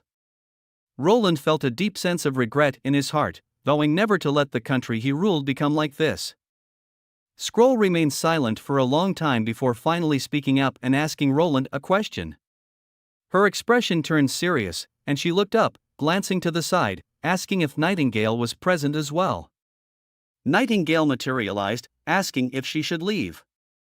Scroll shook her head, and then she turned its gaze toward Prince Roland. It brought up Roland's statement earlier about wanting to marry a witch, but Scroll wanted to make it clear to Roland that witches cannot bear children. She wanted to know if even knowing this, if he would change his mind. Roland hadn't anticipated that witches would be so concerned about his marriage. He asked Scroll if the inability of witches to bear children might be due to some misconceptions. Scroll sighed, regretfully confirming that many examples had proven this point. Whether in normal relationships with ordinary people or under coercion, there were no instances of witches being able to have children. In Roland's mind, he wondered if it was because witches had surpassed ordinary humans, making it impossible for them to conceive offspring with ordinary people. However, now was not the time for delving into the root cause. The key was the impact it would have on his desire to marry a witch. The first person he thought of was Anna. Though it was somewhat regrettable that he couldn't have children with her, his love for her was not dependent on having children. Furthermore, as someone with a modern soul, the importance of bloodline inheritance, emphasized by ancient people, was not as significant to him. As an individual with his own separate life, he didn't consider children as an extension of himself. Emotionally, he could fully accept the fact that witches couldn't bear children. The only remaining obstacle was the practical issue of an heir. However, for Roland, who had a broad perspective on history, this was not a particularly difficult matter. He simply needed to establish a democratic empire that didn't rely on having an heir. There were many options for implementing this, and he could consider them at a later time. Perhaps Roland had been lost in his thoughts for too long, as Nightingale couldn't help but grab his arm. Roland snapped out of his reverie and comfortingly patted her hand. He cleared his throat and said, "I thought this way before, and I still think so now." He coughed twice and continued, "I still think so now. I am willing to marry a witch." The expression on Scroll's face, as she departed, was strange, a mix of contentment and a hint of sadness, leaving Roland puzzled. He turned to Nightingale beside him and inquired, but she only smiled and turned away, keeping her back to Roland. Just then, there was a knock on the office door. Carter entered, bringing news that the Changgu stronghold had been occupied and Petrov had been captured. Timothy's envoy had successfully breached the cathedral of Changji stronghold. The soldier's eyes glowed crimson, having consumed the drugs given by the church. The leading knight swiftly dispatched the priest with a single stroke. In the basement, they discovered 4 large chests filled with thousands of pills. The knight in charge proclaimed that it would be enough to eliminate Roland. In the border town, Roland initially considered disregarding the matter since a mere 50-person group posed no threat to the border town. He reasoned that allowing only the leader to enter for negotiations would suffice. However, considering Petrov's cautious approach, he deemed it better to keep track of the envoy's movements. With this in mind, he summoned Lightning and Maisie, instructing them to fly to the stronghold and assess the situation along the way. After an hour had passed, the 2 witches completed their reconnaissance and returned to the castle. They discovered that over 1,000 people had departed from Changji stronghold, far surpassing the 50-person envoy. However, only 6 of them seemed riding on horses, while the majority of the remaining infantry lacked proper armor and wielded an assortment of weapons. If Timothy intended to resolve the situation by force, it would be impossible for them to overlook the battle that had erupted between Changji stronghold and the border town. Duke Ryan's coalition of over 200 knights couldn't even reach the outskirts of the town, let alone these militias without proper equipment and horses. Knowing the course and outcome of the battle, and still advancing towards the town, it could only mean that they were confident in breaking through the town's defenses. Roland couldn't help but think of the church's pills. He had previously speculated whether the church, while supporting himself and Garcia, had also extended its support to Timothy. If these people possessed the pills, the situation would be entirely different. It could enhance the running speed of humans to that of horses within a short period of time, while also eliminating the fear of pain. In other words, the line of defense would face the charge of over 1,000 painless knights, and if even one person managed to break into their defense, it would result in casualties for the First Army. Roland instructed Lightning and Maisie to bring Nightingale with them to keep watch, but requested that they observe from a distance. Just as the 3 of them were preparing to leave, Roland stopped them and emphasized the importance of protecting themselves. After the witches departed, he felt a slight unease, realizing a significant mistake he had made in his work. His control over the intelligence regarding Changji stronghold was too weak. If it weren't for Petrov's dispatching messengers, Roland might have found himself in a situation where the enemy was at his doorstep before he even noticed. Once engaged in hand-to-hand warfare, it would be devastating for the First Army. "I'm still too young, too naive," Roland thought. He reflected that after the war he need to work on his intel, as well as he should also place his own personnel around Petrov. Anna interjected, informing Roland that it wasn't the time to lament. The army of 1,000 people would take at least 3 days to arrive, and the border town still needed Roland's command. She comforted Roland, telling him no matter what happens, they will always be on his side. At the outskirts of the town, Roland received accurate information that the majority of the enemy did not possess the God Punishment Stone. He stood atop a hill, observing hundreds of people digging several large pits on the ground. Curious, Lightning asked what these pits were for. Roland replied that they were constructing bunkers. Brick walls would be built around these holes, leaving a gap for the musketeers to fire from within. Behind them, a defensive line would be formed, consisting of cannons. The artillery units had increased from 4 to 20 groups, with each group equipped with a 12-pound field cannon. The latest field cannons had an effective range of over a kilometer. Roland quickly formulated a preliminary battle plan in his mind. With a smile, he said to the witches, "If you want to eat something, go to the cafeteria and tell the chef." Maisie and Lightning happily dashed toward the cafeteria. Nightingale held Anna's hand and informed her that when the enemy attacked, she hoped Anna would take over the duty of guarding His Highness and protecting him. Nightingale had to carry out a special mission. Anna glanced at Nightingale for a moment and nodded.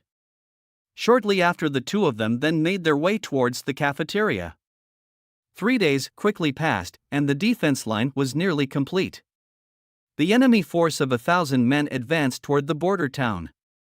Two leading knights looked disdainfully at the militia behind them. These militia members had not received specialized training and relied solely on pills provided by the church to be of any use. One of the knights sighed, wondering why they had trained in martial arts from a young age when now, even unarmed farmers could join the battlefield by taking a pill. The knight's words furrowed Raymond's brow, but it wasn't the time to dwell on such matters.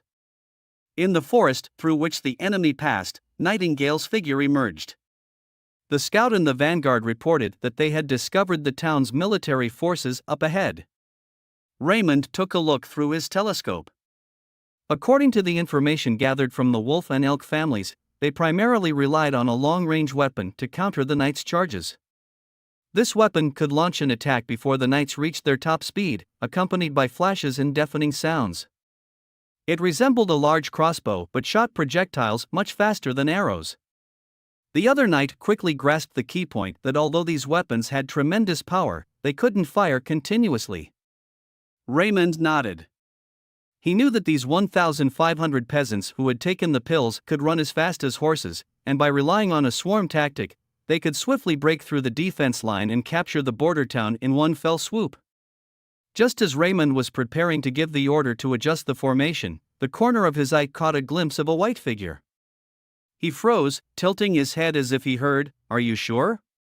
He looked at the knight beside him, then glanced around, feeling that he might be hallucinating. He raised his long sword, preparing to order the troops to form a sudden formation, but then, among the militia, Echo appeared, mimicking Raymond's voice, shouting, "Swallow the pills and charge." In an instant, 1,500 people swallowed the pills without hesitation.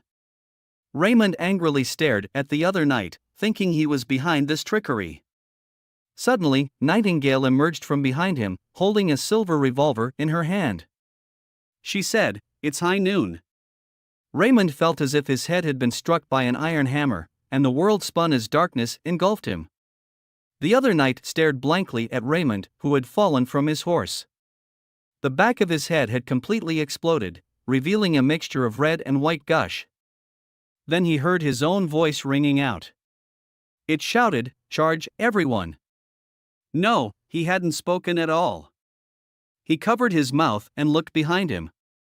The militia members were eagerly swallowing the pills and charging forward, callously trampling over Raymond's lifeless body as if a human wall was surging toward him. It was the witch, he realized. The witch had imitated his voice. He commanded everyone to stop, but his voice was like a tiny splash in the surging crowd. The rampaged militia had lost all rationality, and some of them were even charging toward him. The situation had completely spiraled out of control. No matter how loudly he shouted, his voice was drowned out by the fervent roars of the crowd. He swung his weapon at the nearest militia member. He surveyed his surroundings, determined to find the witch responsible for this chaos. The battle had commenced, and 20 cannons erupted in unison. Even when struck by bullets, the medicated militia soldiers, their limbs shattered by exploding shells, continued their charge. They swiftly advanced towards the forefront bunkers, with Brian peering through a firing window, observing the encroaching enemy. Gunfire resonated from the leading bunkers as the enemy drew nearer. Prior to the battle, the First Army had been informed that the adversaries were deranged individuals who had ingested church-induced pills. Therefore, the sight of the enemy relentlessly charging through the hail of bullets did not daunt the soldiers. Instead, it ignited their fighting spirit, as the First Army had grown accustomed to confronting such monstrous creatures. The enemy soon closed in within 150 meters. Brian took a deep breath and exclaimed, "Open fire!" The soldiers had eagerly awaited this command, and they wasted no time in pulling their triggers at the carefully aimed targets.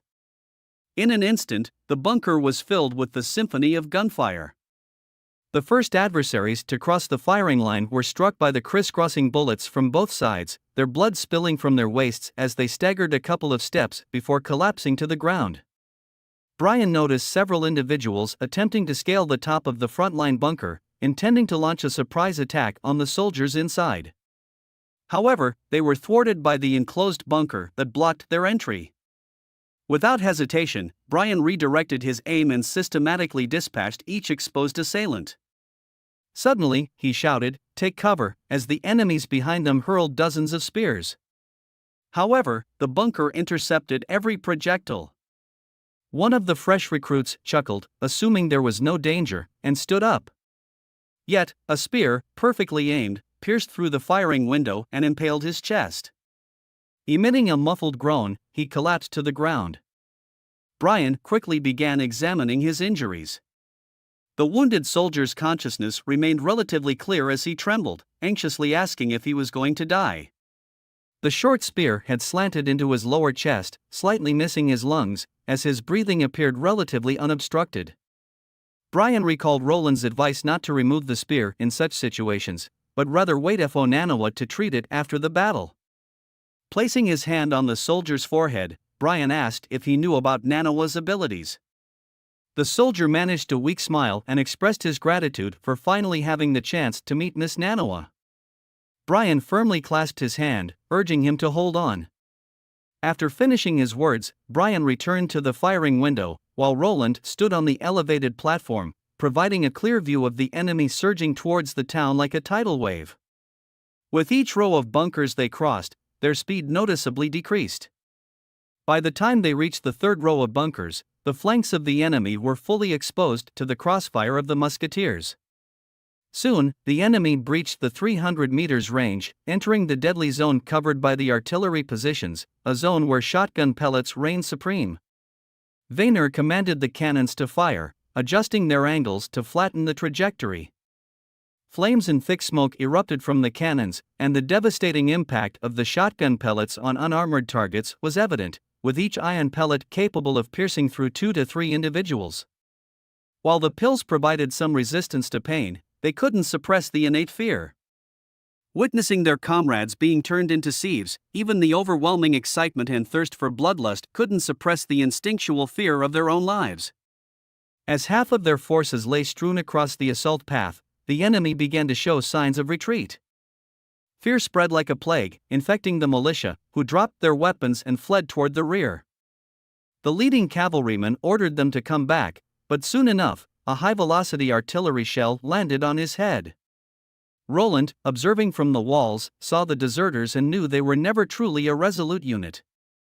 Without the pills, they were just a group of untrained civilians lacking practical combat experience. He hammered the wall in frustration, gritting his teeth, damning Timothy for utilizing the civilian. The wounded on the defensive line immediately received medical treatment. Manhwa had been stationed at the rear of the defense line, ready to provide aid, especially when the enemy turned to retreat. Disregarding the thunderous sound of cannons, she rushed towards the artillery positions with Viscount Pine, tending to the injured struck by the short spears.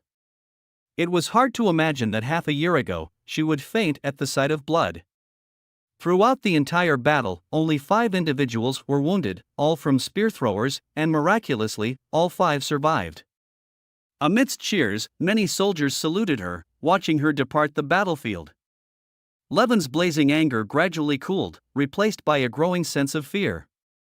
His few remaining cavalrymen pursued Nightingale, and he ordered them to consume the pills and find her.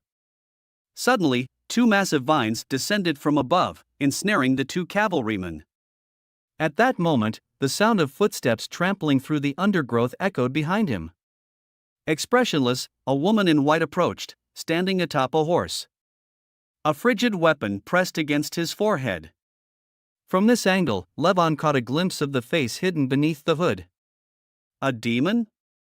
No, was this the witch? She is remarkably beautiful. Before the gunshot rang out, this was his final thought. The sun had yet to set, but the war had already come to an end. In fact, this battle was much easier than dealing with the Duke's coalition.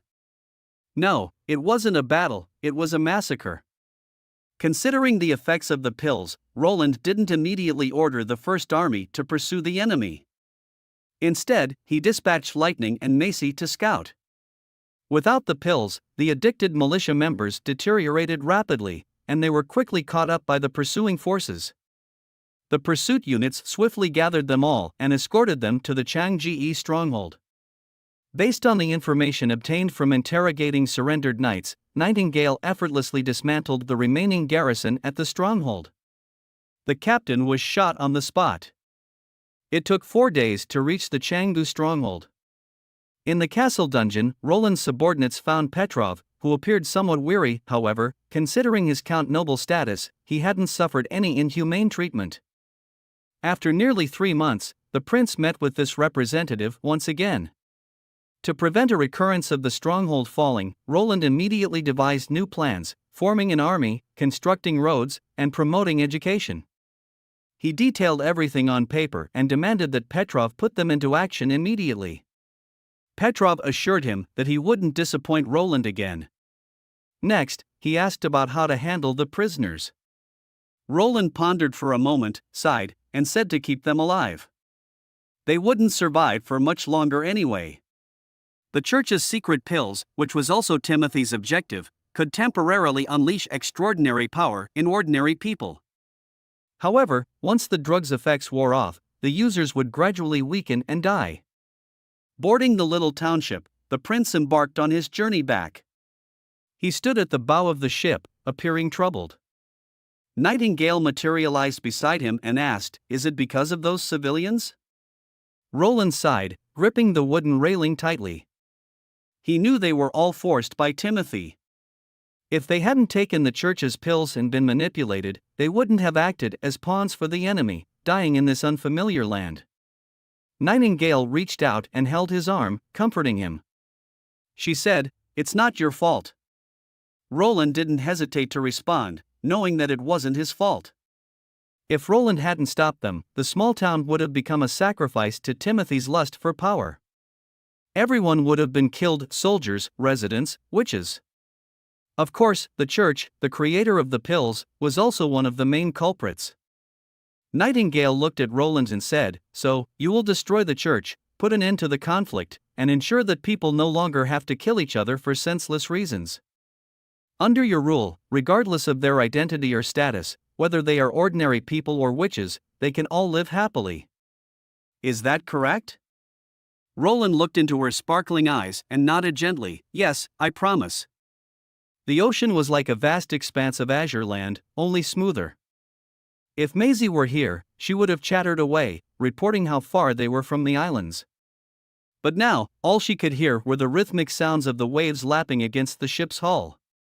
Although it grew tedious after a while, for the crew, it was a fortunate rhythm, signifying good weather for sailing.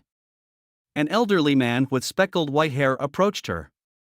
It was surprising that they had truly settled on Slumbering Isle, despite its large land area. However, when the tide rose, most of the land would be submerged, making it unsuitable for habitation. He questioned why they didn't settle in Crescent Bay instead. It was the second largest island and still had plenty of uninhabited land. Ash chuckled. "Not everyone is willing to deal with witches." Jack One-Eye was the captain of this ship, just as his name suggested. His face was adorned with an eye patch, concealing his left eye completely. He was one of the few captains who were willing to transport supplies for the witches. Ash was well aware that Slumbering Isle would be engulfed by the sea. It was precisely because of this that it remained an uninhabited island. Witches, being adept at manipulating nature, had the power to transform the island into their own sanctuary. She looked up at the sky and remarked, without the suppression of the church, they could create a completely different world, a brand new world. Ash changed the subject and asked the captain how long it had been since he last visited Slumbering Isle. Jack replied, "It's been about a month." He scratched the back of his head, recalling the playful antics of the beautiful and young girls on his ship, which had left his crew dumbfounded. Just then, a sailor raised his binoculars and spotted an island ahead. He immediately reported to the captain. Jack, initially skeptical, ascended the crow's nest and raised his own binoculars. To his astonishment, it was indeed Slumbering Isle, but it had changed. The entire ship's crew could hardly believe their eyes. The towering island rose above the sea level like a small mountain, with sheer and steep cliffs that extended for several yards to the summit. The witches on the island were going about their daily lives when one of them, with green hair, seemed to sense something. The witch beside her asked what was wrong. She tucked her hair behind her ear and said, "She's back." A young girl stood at the edge of the dock, ready to greet Ash. She lowered her head and greeted Ash with a curtsy. Ash gently patted the girl's head and chuckled, "No need for such formality." Captain Jack's eyes widened in disbelief. He never expected that they could make an entire island rise. Captain Jack muttered, "No wonder those church folks treat witches like demons. This is almost godlike." Little Molly interjected, "It didn't rise. We built a wall around the island." Though Molly had a petite figure, she was the main force behind the logistics of the entire Slumbering Isle. She could summon a massive blue slime that could carry several tons of cargo at once. Captain Jack looked disdainfully at the crew behind him and told them that not a single one of them could match the abilities of a young girl. He walked towards the center of the island, where various houses had been constructed. These buildings were unlike the typical wooden or stone houses. They seemed to have emerged from the depths of the earth with their foundations seamlessly integrated into the ground. The island had two docks, one built at sea level and the other suspended in midair. During high tide, the aerial dock aligned perfectly with the sea surface, and during low tide, it returned to the surface. Molly pointed towards the northernmost house and informed Ash that it was Queen Tilly's palace. Ash nodded, bidding farewell to the two before walking briskly toward the north. The creator of this new home was Tilly Wimbledon, the Witch Queen. Unlike royal palaces, this spacious house had no guards or locked doors. Ash walked through the courtyard and entered the grand hall, only to see a familiar figure with brown hair standing before her. She silently approached from behind and covered the brown-haired woman's eyes with her hand. "I'm back, Tilly," she said softly. Tilly wore a brown silk glove with a sparkling ruby embedded on the back of the hand. She explained that the magical gemstone altered the way magic operated. Tilly removed the glove and handed it to Ash, instructing her to imagine magic as something tangible and then release it through the stone. Deep in thought, Ash pondered for a while but failed to produce even a spark of electricity. Tilly had previously tested many individuals and found that out of 100 people, only 2 or 3 could quickly comprehend and unleash lightning through the stone. This raised a question in Tilly's mind: what exactly was magic? The abilities of witches varied greatly, but if the same abilities could be replicated using these stones, she was uncertain whether magic was artificial or naturally occurring. It was said that these magic stones were discovered in ancient ruins. There was a ruin rumored to be located in the eastern forest near Sea Peak County. Tilly expressed her desire to visit it personally. However, Ash interrupted, saying that it is one of the most dangerous places in Grey Castle. She had heard that Garcia's Black Sail Fleet had set sail with the purpose of reaching Sea Peak County, which happened to be Timothy's territory. Ash suspected that Garcia intended to use his fleet to initiate a large-scale war. Tilly's expression grew concerned. If the internal conflict continued, the church would take advantage of the situation and Grey Castle would suffer the same fate as the kingdom of Yeongdong, being swallowed by the church. This statement left Ash momentarily stunned, as if she saw the image of Roland. Tilly quickly noticed her unusual reaction and asked what was wrong. Ash rubbed her forehead and explained that Tilly's demeanor just now resembled that of Roland Wimbledon, as Roland had uttered the same words. Tilly became intrigued, surprised that Ash had encountered him. Tilly expressed her curiosity and wanted to know what Ash had gained from their encounter. Upon hearing Ash's account, Tilly pondered for a moment before speaking up. This person isn't Roland Wimbledon. He has been replaced. Ash was taken aback by this revelation. Tilly squinted her eyes, knowing that Roland had gathered a significant number of witches around him. She suspected that one of the witches had taken control of him and assumed his appearance. Having grown up alongside Roland, Tilly knew him better than anyone. Roland was a person who willingly embraced debauchery, lacked ambition, had a penchant for women, and was both sleazy and detestable. His lies were always full of loopholes. Ash raised an eyebrow at Tilly's response, surprised by her remark about how Roland was perceived in Tilly's mind. Tilly sighed and admitted that despite everything, she still needed to establish contact with the Witch Alliance in the border town. After all, Roland was her brother, and even though his character was flawed, he wasn't irredeemable at his core. Compared to the other princes and princesses, he was the least harmful. Ash couldn't help but think of Wendy and the witches in the border town. She believed that those witches wouldn't resort to such actions. Furthermore, she had left Maisie there, and by the end of the month, she would bring back more news from Bordertown for Slumbering Isle. Tilly stood up and looked at Ash. Now that Ash had returned, it was time to move on to the next phase of their plan, the cleansing operation. Tilly issued the command, declaring that there should be no trace of the church remaining in the bay. Ultimately, all the islands in the bay would become a haven for the witches. After repelling Timothy's forces, the border town returned to tranquility. Scroll held a mirror in her hands, and it was the first time she saw her own reflection so clearly. Every witch had tried the mercury-coated mirror, which Soroya had simulated from the laboratory. She applied a bright coating directly to the glass using her ability, mimicking the effect of a mercury mirror while eliminating the risk of mercury vapor poisoning. Soroya said it was Prince Roland's idea, as it would make it more convenient for the witches. Ever since he learned about Soroya's evolution, he had been planning to create a microscope that could observe cellular structures.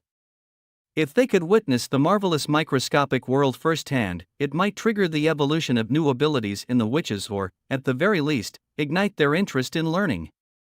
Taking advantage of the ample afternoon sunlight, Prince Roland gathered all the members of the Witch Alliance in the backyard of the castle, and the first lesson on natural biology officially began.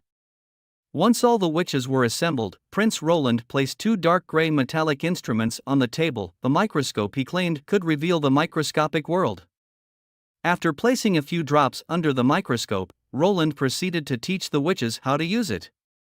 Anna saw movement in the water, not just one but many tiny organisms resembling small insects.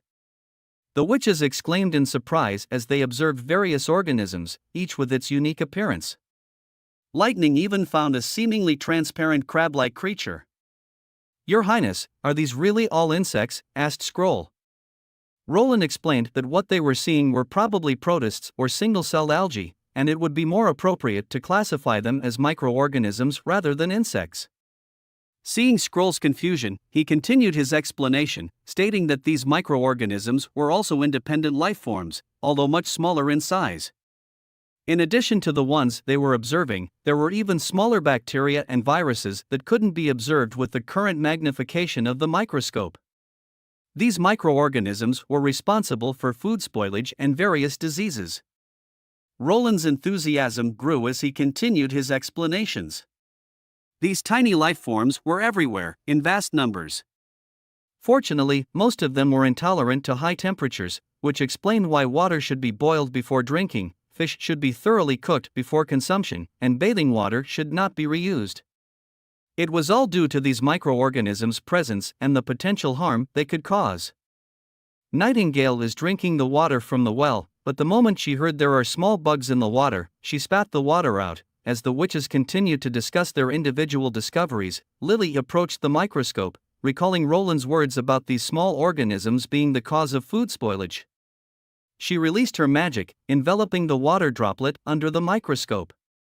Unexpectedly, a remarkable transformation occurred. Some of the insects started to tremble and rapidly changed their appearance. Their previously transparent bodies became covered in purple armor, and they sprouted numerous tendrils. They began assimilating the unaffected organisms around them, but it wasn't mere consumption. Lily could see that they were assimilating at an astonishing speed, using their sharp tendrils as swords to pierce the other microorganisms and transform them into their own likeness. Nightingale suddenly felt a change in the magic behind her. She sensed a subtle vibration of magic. A swirling mass of purple mist started to form, drawing in the surrounding magic like a miniature storm. This disturbance was only visible to Nightingale, and she snapped out of her astonishment, widening her eyes and holding her breath, determined not to miss any details. Unlike Anna and Soraya, who were oblivious to the unfolding events, this was Nightingale's first-hand experience of magic condensing. The center of the storm was none other than Lily. Completely absorbed in the microscopic world beneath the microscope, Lily was completely unaware of the qualitative change in her magic within her body. Eventually, the magic gathered inward, gradually coming to a halt. It formed into a compact mass, about the size of a fist, with a round shape and 8 pairs of undulating tendrils, 4 facing downwards and 4 facing upwards. At first glance, it resembled an insect. Roland was taken by surprise when he witnessed the remarkable effects of the first natural biology class, with Lily being the third witch to undergo evolution. Seeing the microorganisms arranged so neatly under the microscope startled him. They exhibited astonishing coordination and uniformity as if they were saluting Lily. Lily became the third witch to experience an ability evolution. The next step was conducting specific experiments, including studying the effects, duration, and influence of God Punishment Stone on her ability. Perhaps Lily's ability would pave the way for medical advancements in Border Town. The testing lasted for 3 days. Despite her usual inclination to argue, Lily diligently followed Roland's instructions. Roland instructed Lily to separate the summoned purple insects into the parent organism and the replicated organisms. Whenever Lily released magic, the initial mutated microorganism would be the parent organism. As long as the mother organism had a supply of magic, it could continue to exist. However, it would self-disperse if the distance exceeded 5 meters. Moreover, it would instantly dissipate within the range of the God Punishment Stone. On the other hand, the replicated organisms were not restricted by the God Punishment Stone, appearing as a truly new form of life. They could not reproduce through division and would only live for 1 day, also being susceptible to high temperatures. Roland also mentioned that assimilating deadly bacteria and viruses could serve as a rapid anti-inflammatory and sterilization method.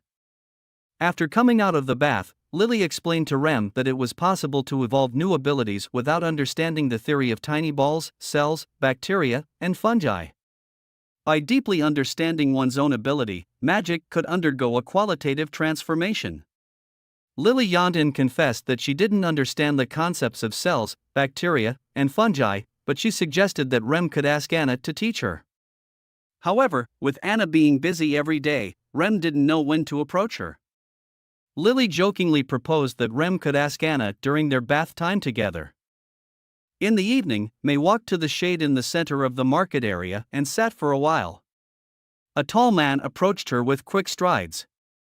It was Carter, the chief knight of the border town. Ever since she had turned down his previous invitation, he had not given up but persistently visited her. May followed Carter and saw a shelf with 5 or 6 pink cubes, each about the size of a palm. This was His Highness's recent invention. Now, everyone in the castle uses it for bathing. After washing, one experiences an entirely different and refreshing sensation, leaving a lingering aroma of roses on the skin because perfume was added to it. May picked up a piece and brought it to her nose, inhaling the unmistakable scent of roses. Subconsciously, she glanced at the price. In the capital city, a bottle of perfume the size of a thumb costs 5 gold royals, while this sizable bar of soap is priced at just 25 silver coins. Once again, it was His Royal Highness. Since arriving in the border town, May had heard the name Roland Wimbledon mentioned more than any other. Whether it was Eileen or Carter, whenever they spoke of the town's transformation, his name would inevitably come up. It seemed that His Highness knew everything. Carter was exceptionally thrifty and frugal. He purchased several bars of soap and gifted them to May. As May looked into his earnest eyes, she felt a strange sensation in her heart, as if something had gently scorched it. For a considerable amount of time, she pursed her lips and remained silent, silently watching as Carter neatly wrapped the soap. The Stronghold Theater wanted May to return and perform, considering that the border town's theater was supported by third-rate actors and attended by the common folk. As the star of the Western frontier, the bustling city should have been the most suitable stage for her. However, she really wanted to learn more about the border town. At this moment, Carter handed her a beautifully packaged box. It contained a mirror. Carter said, "You look as beautiful tonight as you did on that day on the stage." Returning to her home in the border town, the window displayed a dusky yellow hue. The setting sun's radiant glow seeped through the window, casting a tinge of orange-red on the objects in the room. May arranged the novelty items she had purchased from the market on the table. Besides the 4 bars of soap, there was a bottle of wine. Removing the cork from the bottle, May poured herself a glass. As she raised the glass, a trace of the wine's fragrance wafted into her nose, sweet and rich. May finished the remaining wine in her glass and her vision gradually became blurred. She stumbled towards the desk, opened a piece of paper, and began composing a reply. She wrote a letter to the Stronghold Theater, expressing her gratitude but declining their request. May was not ready to return to the Stronghold Theater at the moment. In her mind, only the image of Carter's smile remained. "Hello, Miss May. May I invite you for a drink?" Roland sat behind his desk, eagerly observing the knight who had come to report on the recent situation of the First Army. Compared to a few months ago, when Carter had a meticulous demeanor, there were now different emotions on his icy face. The sense of calmness had diminished, replaced by a hint of anticipation and impatience. Barav and Roland looked at Carter, and Barav jokingly asked, "Your Highness, do you know this person? Is he a newly recruited knight?" Roland smiled and replied, "I'm not sure. Let me check the list." Roland had heard some rumors about Carter becoming closer to May lately. However, Roland didn't mind such matters. He hoped that Carter could find his significant other. According to the report from the knight, the First Army had currently equipped around 200 rifles, and there was also progress in forming the Second Army. Proper management of firearms was crucial during live shooting exercises. What was taken out had to be accounted for. The same applied to gunpowder, with on-site distribution during training, and veteran soldiers from the First Army were assigned to supervise. After the work report concluded, Carter hesitated for a moment, scratched his head, and asked if it was true that thumb-sized perfumes from the capital city could be sold for 5 gold royals. If that were the case, Carter pondered whether producing perfumes from sugarcane could bring substantial income to the town. The mention of money widened Roland's eyes, and Barav mentioned that the perfumes were highly confidential products from the capital city. Only 1,000 bottles were produced each year, and only a small portion of them are put into the market. Barav believed that Carter's idea was feasible. There are various methods for making perfume, but the simplest one involves crushing flower petals or herbs with unique scents and soaking them in alcohol. This allows the alcohol to dissolve the aromatic oils within the plants. Afterward, the residue is filtered out, and water is added to dilute the mixture for use. Alcohol can be obtained through the fermentation of sugarcane juice. As for the raw materials for the aromatic oils, roses can be used as they are cost-effective and have a high selling potential. Additionally, exporting and selling baijiu and white sugar to the capital city and then offering them at a lower price to the townspeople can improve their livelihoods. Roland held a lavish banquet in the castle to welcome the arrival of the merchants. It was also the first time that baijiu appeared before the guests. Hogarth took a sip and felt the fiery taste of the baijiu, far surpassing the blandness of beer and wine. Roland had simply produced some as an experiment. During an era when brewing was still the mainstream, distilled liquor clearly stood out as a highly promising product. Spirits like future hard liquor, rum, whiskey, and vodka, all high in alcohol content, emerged from the process of distillation. Along with these distilled spirits, a range of cocktail cultures also developed. However, for the border town, it was still too early to delve into this industry. Margaret showed great interest in the perfume business. In response to the instructions she had given in the previous letter, she had already dispatched people to gather a wealth of information. After the church took control of the internal Winter Kingdom, not much happened. However, the resistance in the Wolfheart Kingdom was much stronger. The church's forces were concentrated at the Broken Tooth Fortress, and they hadn't made any progress for 2 months. King from the Dawnlight Kingdom sent a messenger to Greycastle, believing that the church's intention was to take over all the kingdoms. He hoped that the two nations could form an alliance, expel the church's influence, and jointly confront the Holy City. Margaret said Timothy rejected the proposal. Hogarth waved his hand and said Timothy led the army to the eastern frontier. It is said that a massive fleet has already landed in the Seabreeze County and is plundering extensively in the eastern frontier. The eastern frontier has already seen a large influx of refugees. According to their intel, these plunderers not only rob people of their wealth but also show no mercy towards human lives. They burn down whatever they cannot take away. Margaret asked if Roland had any interest in these people. Roland realized that this was a great opportunity to expand the population. As long as people were willing to settle in the border town, they would be provided with food, housing, and even paid for their work. He inquired about the total number of people. Another merchant replied that most of the strong and healthy men had been taken in by nobles and merchants. The remaining approximately 10,000 people had gathered outside the capital city, with a higher proportion of young children and women among them. Roland made preparations to send Tassa to scout and find a route, while Margaret would provide ships. The two reached an agreement. 4 days later, the merchant fleet set sail, raising their sails and leaving the dock. Tassa, Margaret, and 100 soldiers from the First Army embarked on the journey to the capital city. On the ship, the two of them had a conversation. Tassa was born in the capital city and used to work as a palace guard. Margaret asked how it felt to return to his old home. Tassa chuckled bitterly, saying that if it weren't for His Highness's arrangement, he would prefer to stay in the border town. While the capital city was prosperous, it also felt oppressive. Margaret leaned closer and asked Tassa how he saw Prince Roland. Margaret believed that Roland was an extraordinary person. Despite his poor reputation in the capital city, he was entirely different in the border town. If his inventions were the only reason, then why were these trained soldiers so remarkable? As they looked at the soldiers nearby, some were polishing their weapons, and others were patrolling. Compared to the hired guards of her merchant convoy, who would rush to the cabins for entertainment and sleep, it was a stark contrast. Tassa shrugged helplessly. It's not that he wanted to conceal anything, but he genuinely didn't know. Since the fourth prince arrived in the border town, he had become completely different from before. Perhaps Prince Roland had been disguising himself all along. Soon, the merchant ship caught sight of the city walls of the capital.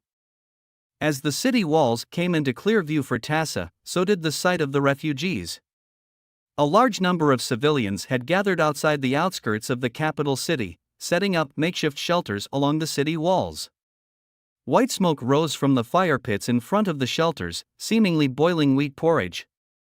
However, the relief food in the capital city wouldn't last indefinitely. Once the nobles selected suitable laborers, they would send soldiers to drive these people away.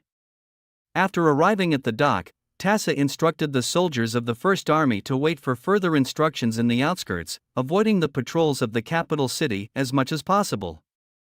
Meanwhile, he accompanied the merchant convoy into the city. Passing through the city gates, he noticed that the guards were conducting much stricter inspections, evidently trying to prevent the eastern refugees from infiltrating the city. As they entered the city, the first thing that caught Tassa's eye was a row of towering gallows with 2 women bound and hanging from them. Timothy was aggressively hunting witches in the city. These women were unfortunate ones who had been captured. During the 6 months in the border town, Tassa had come to realize that witches were not as unforgivable as the church propaganda depicted them. Besides their peculiar and rare abilities, they were no different from ordinary people. Seeing the action of Timothy and the people from the capital made him sick to his stomach. The next day, Maisie also arrived, marking her temporary departure from the border town. As per the agreement made with Ash, she would travel to the slumbering isle and deliver news regarding the border town. Roland took special care to write a lengthy letter for Maisie, expressing not only their spirit of mutual assistance and cooperation but also requesting that Tilly could send some auxiliary witches to assist him. The farewell took place in the castle's backyard, where all the witches had gathered. Each person presented Maisie with a small gift, which delighted her. Before leaving, Lightning asked what Maisie would do if Tilly refused to let her come back. Maisie thought for a moment and then replied that she would secretly fly back. In Roland's heart, he gave Lightning a thumbs up, realizing that within a month, Maisie had been completely won over. Maisie unfurled her majestic wings, clutching her package with her claws. After circling twice, she gradually disappeared into the southeast. Lily carefully observed Maisie in the sky and remarked that she seemed to have gained weight. The outer city area of the capital remained largely unchanged, and after crossing 2 streets, the caravan proceeded toward the market district. Tassa and Margaret waved goodbye, and Tassa ventured alone into a narrow alley.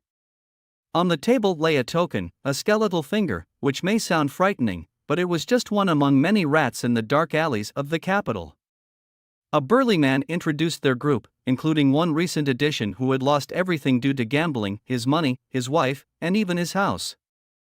Penniless, he had no choice but to join the ranks of the dark streets. Tassa had come to discuss business and wasted no time.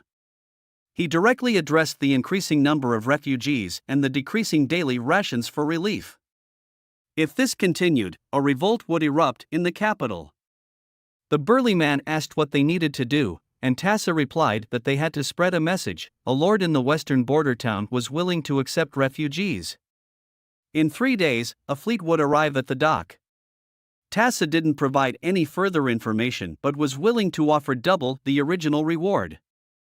One of the members suggested that he will go along with a young girl from their group since Timothy had ordered the hunting of witches within the city, and any woman venturing outside had to be cautious, as many had been wrongfully killed. Tassa sighed, recalling the gallows he had seen in front of the city gates. He closed his eyes and hoped Prince Roland will soon become the king of Grey Castle. In the vicinity of the capital, inside a tent, there were 2 sisters who were thrilled to be heading towards the western town. They believed that once they reached their destination, everything would improve. Suddenly, the younger sister began coughing, and at first, the older sister assumed it was just because she had eaten too quickly. The younger sister looked at her hand, where dark spots had appeared in her palm. A strange illness had suddenly emerged in the capital city. The first victims were found lying by the roadside, their bodies covered in dark patches, teeth falling out, skin cracking, and blood oozing out, as terrifying as when witches were consumed by demonic forces. However, the deceased were not women, they were male commoners residing in the northern district of the city. Several more bodies with the same symptoms were discovered, and those who had come into contact with the bodies began developing dark spots on their own bodies.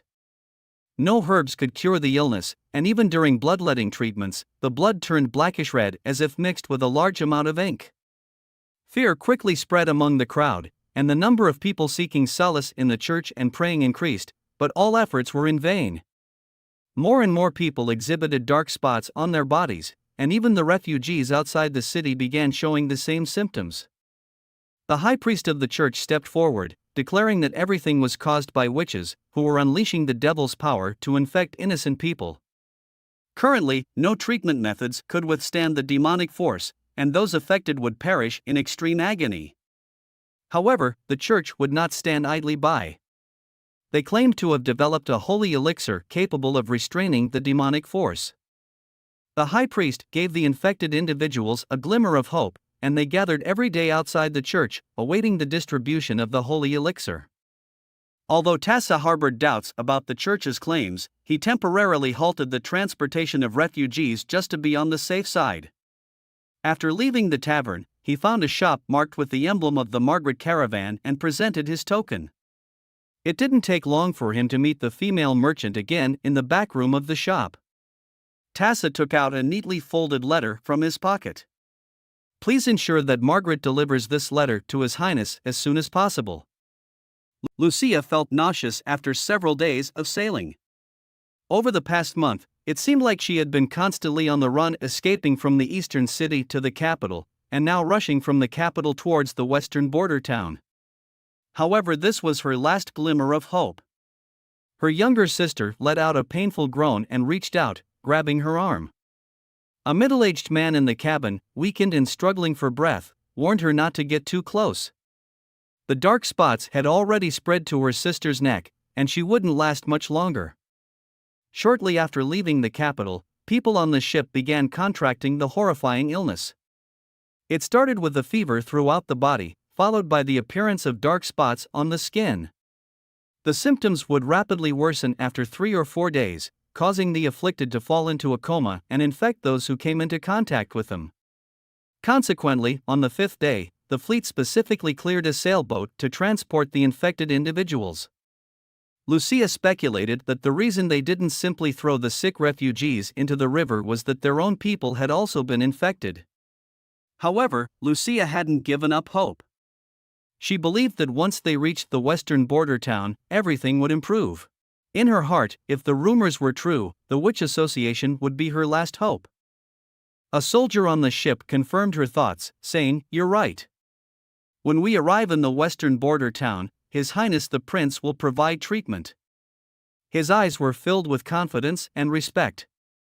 News of the epidemic quickly reached the border town, sounding eerily similar to the infamous Black Death. However, the plague bacterium couldn't possibly cause people's blood to change color, let alone make their skin crack open.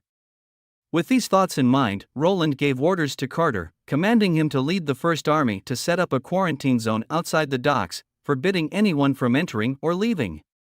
Roland gathered all the witches, knowing that this situation was extremely delicate. He had just received Tassa's message and had no time to devise a thorough plan. The key depended on Lily's abilities. Lily began the disinfection process, and the stage was set for her. Roland summoned 2 carpenters, and with Anna's help, they quickly constructed a rectangular box-shaped room. In the center of the room, there was a partition with a small glass window embedded at the top, allowing a view of the opposite side. Below the partition, there was a flexible curtain drawn by Soraya, symmetrically perforated with 2 small holes for Lily to extend her hands through. The order at the docks was maintained by over 100 soldiers from the First Army, who believed that the angelic Manhwa would surely restore them to full health in the face of the terrifying contagious disease.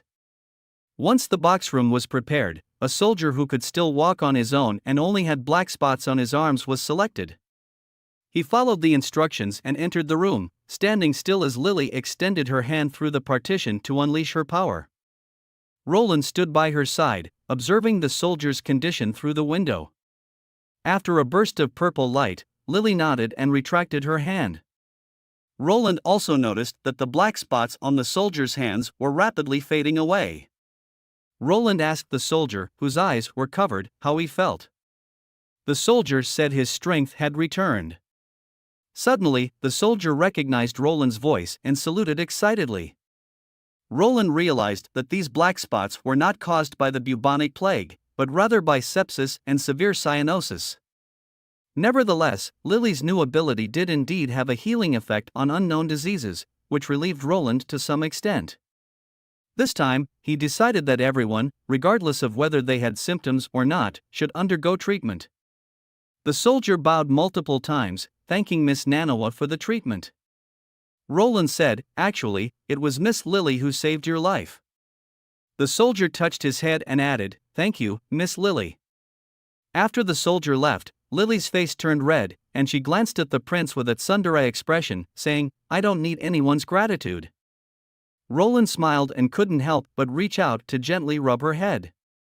Surprisingly, she didn't protest, only letting out a muted groan. Nightingale entered and reported that there was a magical presence in the blood shed by those people. This was an unexpected discovery. Anything related to magic was either caused by witches or associated with the church. At least now it could be confirmed that this epidemic was not caused by natural bacteria or viruses. A blood sample was taken in an infected individual. He embedded a glass slide smeared with dark blood onto the scope and adjusted the focus. As the scene within the lens gradually became clear, Roland could hardly believe his own eyes. Within the scope, several creatures with tentacles and swollen bellies were swimming slowly in the liquid, occasionally emitting a sticky substance from their tails. However, Lily's ability allowed the duplicates to prioritize attacking these peculiar creatures. After all the First Army soldiers had recovered, to prevent any accidents, Roland ordered all the refugees entering the compartment to cover their eyes and be led in by the soldiers. Meanwhile, another compartment was set up primarily for Manhwa to treat severely ill patients with gaping wounds. The treatment continued from noon until evening, and when all 10 boats with over 500 people had fully recovered, a thunderous cheer erupted from the crowd. Many people fell to their knees, shouting "Long live your highness," and the waves of sound seemed endless, unable to be subdued. "You don't seem very happy," Nightingale blinked at him. "It wasn't me who cured the epidemic, it was Lily and Manhwa, the witches." Roland shook his head. "They should be the ones receiving the cheers from everyone." Nightingale smiled, seemingly understanding Roland's thoughts, and she patted his shoulder. "The day will come, sooner or later," she looked into the distance and added, "perhaps the Witch Alliance will have a new member." Rin's condition stabilized. Lucia and Rin were at the forefront of the entire treatment process, which proceeded rapidly. With her eyes covered, Lucia held her sister and walked into the small cabin with the support of the soldiers. Exiting the room and removing her blindfold, she was pleasantly surprised to see Rin's was recovering. Though still in a coma state, her forehead was no longer feverish, the flush on her face faded, and the dark spots vanished without a trace. The events that followed were exactly as rumored. Prince Roland not only lit bonfires by the docks and distributed meat porridge to everyone, but he also informed them that as long as they were willing to work for the town, they could receive wage, food, and a place to live. Only Lucia felt a twinge of anxiety. She thought about her parents' fate, and tears welled up in her eyes. Now that her parents were gone and they couldn't return to their home, their only hope was to find the Witch Alliance. Suddenly, Nightingale appeared from behind, startling her.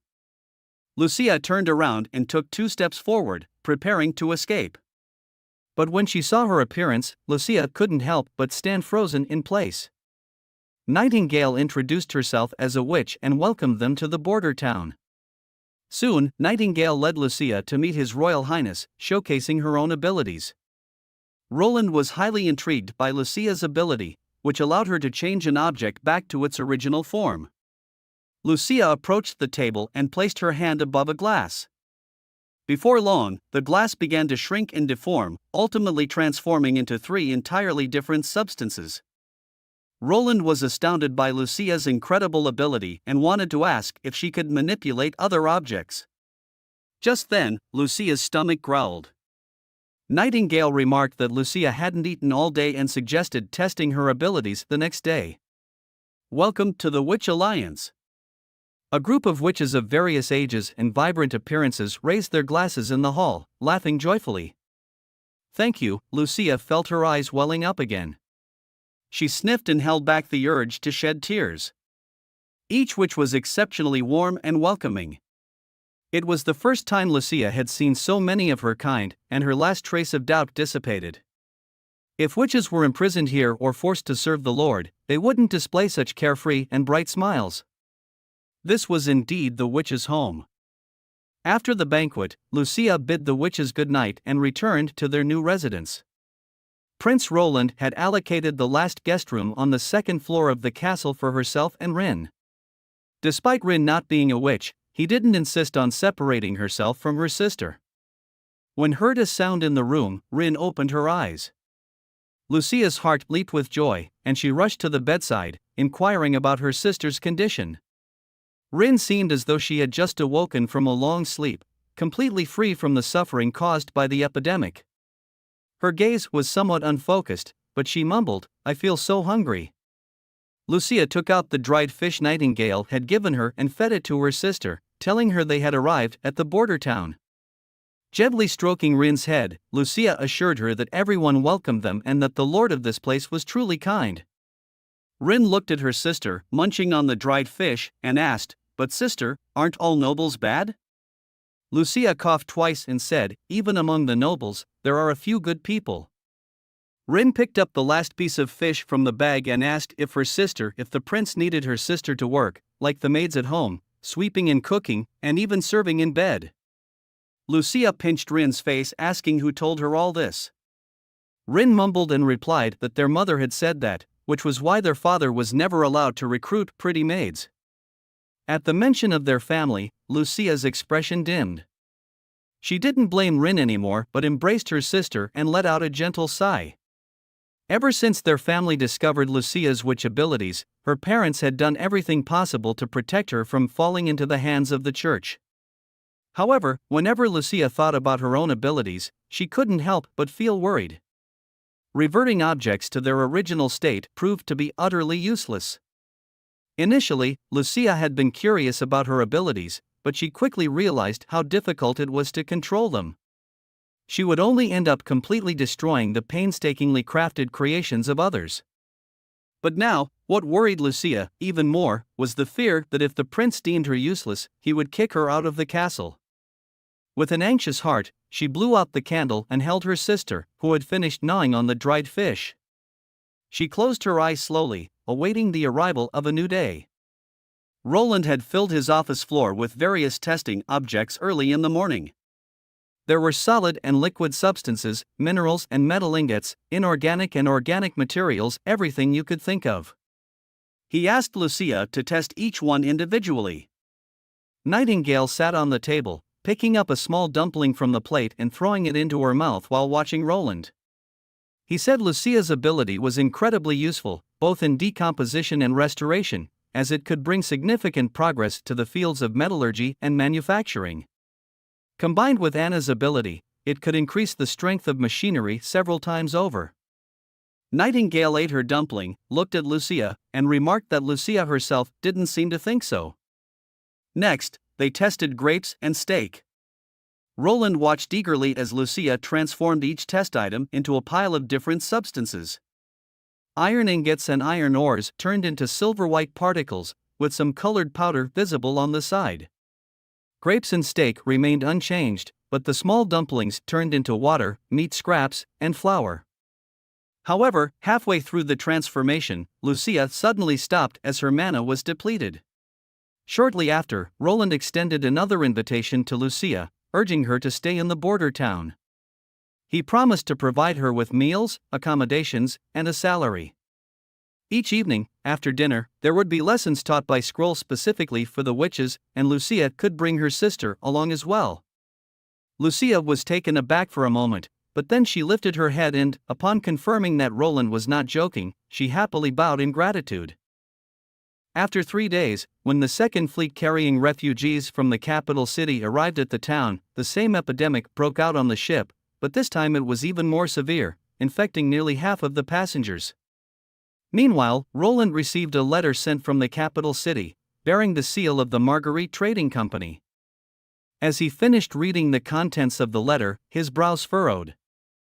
The malignant epidemic was spreading rapidly in the capital city, and the church proclaimed it as a witches' conspiracy while declaring that they possessed a holy remedy to combat the epidemic. A large number of infected individuals also appeared outside the city walls, and for safety reasons, Tassa chose to temporarily halt the transportation of refugees. After careful consideration, Roland decided to send a team to escort Lily to the capital city. Otherwise, the majority of the capital's citizens and the eastern refugees would perish in this artificially created disaster, while those who survived would become devout followers of the church. This was the first military expedition for the border town, far from their usual operations in the western region. Unlike the 2 previous defensive battles, Roland quickly formulated a comprehensive rescue plan. He gathered all the corps members and outlined 2 main tasks. First, to protect the witches who could cure the refugees and bring them back to Border Town, and second, to prevent the further spread of the malignant epidemic. The primary method of treatment relied on Lily, who could purify the collected river water and feed it to the patients. Roland also hinted to his team that he believed this outbreak might have been caused by the church. Upon the outbreak of the epidemic, the church immediately claimed to possess the antidote but deliberately withheld it from the refugees, wanting to play the role of savior. It was necessary to thwart the church's conspiracy. Tassa had a meeting with Margaret, and His Highness needed to transport all the refugees back to the western region within a very short time frame. It required a large number of ships and Margaret's assistance, but it had to be done within 3 days. Margaret hesitated for a moment, then shook her head repeatedly, saying it was impossible. Transporting all the refugees within 3 days would require the preparation of nearly 100 sailboats, even if the trading company suspended other shipping operations to meet this demand. However, Margaret would suffer losses of thousands of golden dragons, and the loss of customers could not be quantified. As a businesswoman, Margaret couldn't accept that. Tassa then presented Margaret with a letter from His Highness, assuring her that he considered her a friend and would not let his friends suffer any losses. Transporting the refugees within 3 days was also an urgent matter, as any delay would risk the church's discovery. Finally, Tassa mentioned that lightning would also be involved in this operation. Upon hearing this, Margaret's attitude changed, and she directly asked when it would happen. Tassa was puzzled by her response, wondering if the female merchant had a special connection with the lively and adorable blonde girl. Margaret stood up and said she would arrange everything as soon as possible. The church's soldiers climbed the walls and shot crossbow arrows at the witches, but their efforts were futile against Shabby's earthwall and Molly's giant slime. The arrows either fell uselessly or were devoured by the slime. Only when the church's arrows were embedded with stones of God punishment did they pose a threat. After a couple of rounds of shooting, more than 20 witches had advanced to the edge of the wall. Ash leaped onto the wall, swiftly eliminating any daring soldiers who dared to expose themselves. Macy covered Ash as Ash systematically slayed them one by one. The witches surged forward, unleashing their abilities and launching attacks against the soldiers. After the intense battle, the witches managed to clear the last remaining church, with the bodies of the enemy's followers scattered inside. Only the captain remained, and Ash crushed the pills on the ground, reminding him of the pain he inflicted upon the innocent. She then beheaded him with her giant sword. With victory achieved, the witches rejoiced and cheered. Ash hurried back to Tilly's residence to deliver the news of their triumph. When asked about Macy, Tilly shook her head and said she flew back to the border town as soon as she finished delivering the victory news. Her curiosity about Border Town grew stronger, wondering what charm it held that captivated Maisie so much. Ash hesitated for a moment before saying, "Perhaps I shouldn't have left her there." Tilly shook her head, indicating that Maisie staying in Border Town allowed them to maintain contact. Tilly received a letter from Roland, and she asked Ash to guess her response. Ash chuckled and said it must be a rejection, as it seemed unlikely for the witches to be sent to him. However, Tilly shook her head and revealed that she had agreed to Roland's request. She also provided him with an introduction to the witches' abilities on Slumbering Isle. As long as Roland could ensure the safety of the witches, she would consider sending some of them to Border Town. Tilly herself was also interested in visiting Border Town, but Ash's expressed concerns for her safety. Tilly reassured her that Roland could allow the witches to learn and evolve their abilities, and Sylvie had the ability to see through any disguises, whether they were makeup or magical illusions. This way, they could uncover the truth about the fourth prince. Before that, they needed to visit an ancient relic on the Isle of Shadows. And now, the greatest explorer was currently on Slumbering Isle, as he was the first to discover this relic. He would assist Tilly in reaching this ancient site. Entering the capital city had become quite troublesome in recent times due to the presence of refugees outside the city walls. All the major gates of the capital were sealed shut.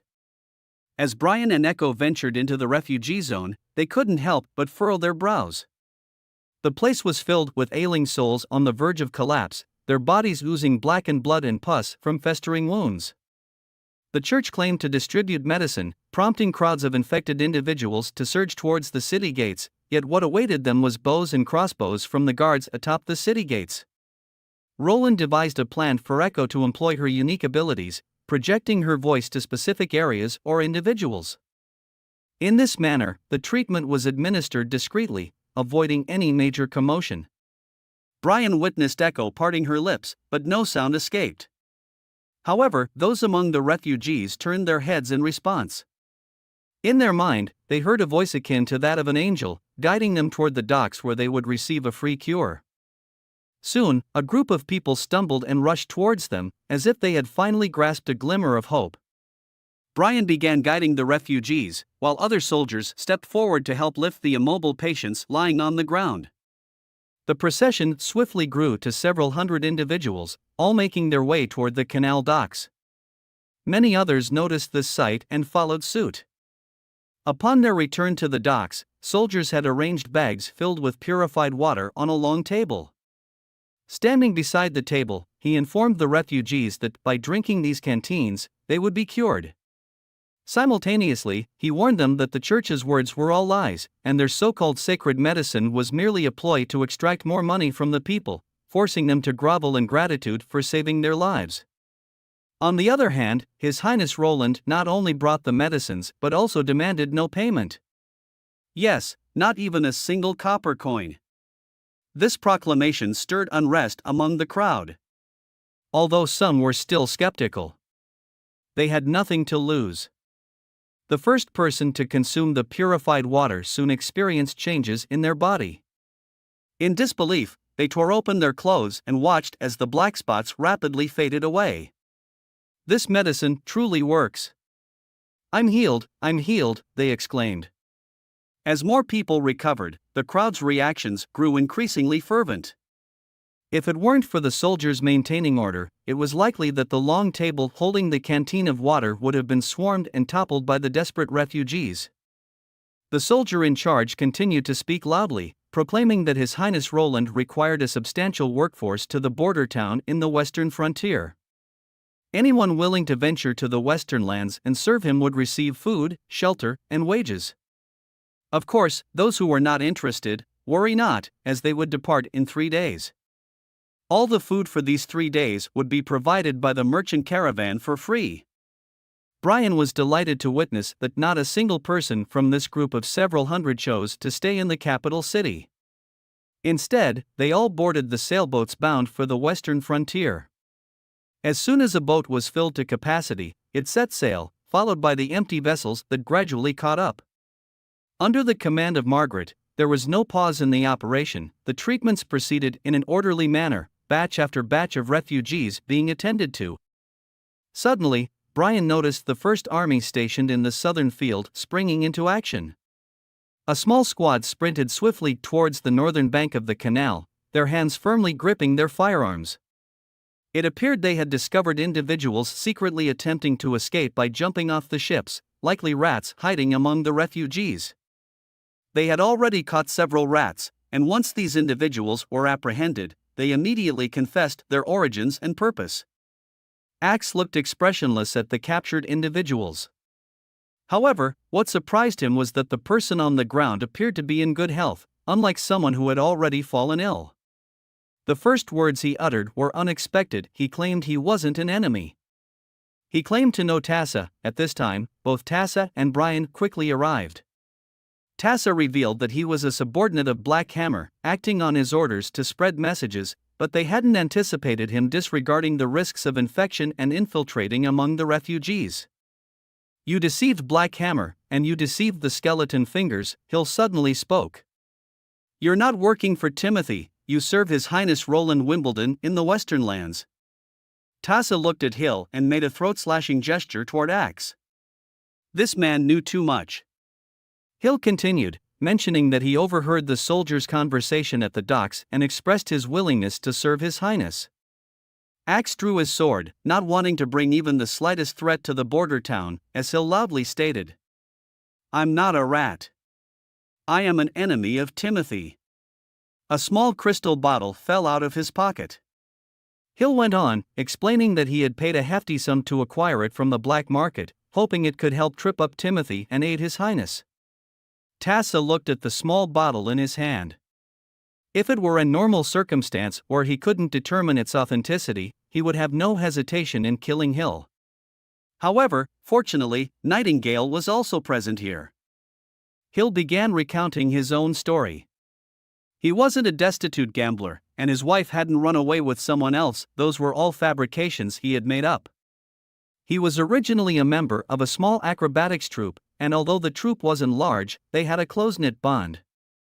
It was within the troupe that he met his wife. They fell in love and got married, quickly saving up their earnings in the capital city to buy a house. However, all of this was disrupted by Timothy's witch hunt operation. His soldiers, like rabid dogs, captured women on the streets, and his wife was one of the unfortunate victims. He believed that paying the ransom would secure her release. The warden accepted the ransom but did not set her free. Unexpectedly, the situation took a sharp turn, and when he was notified to come and collect her from the prison, all he found was a battered corpse.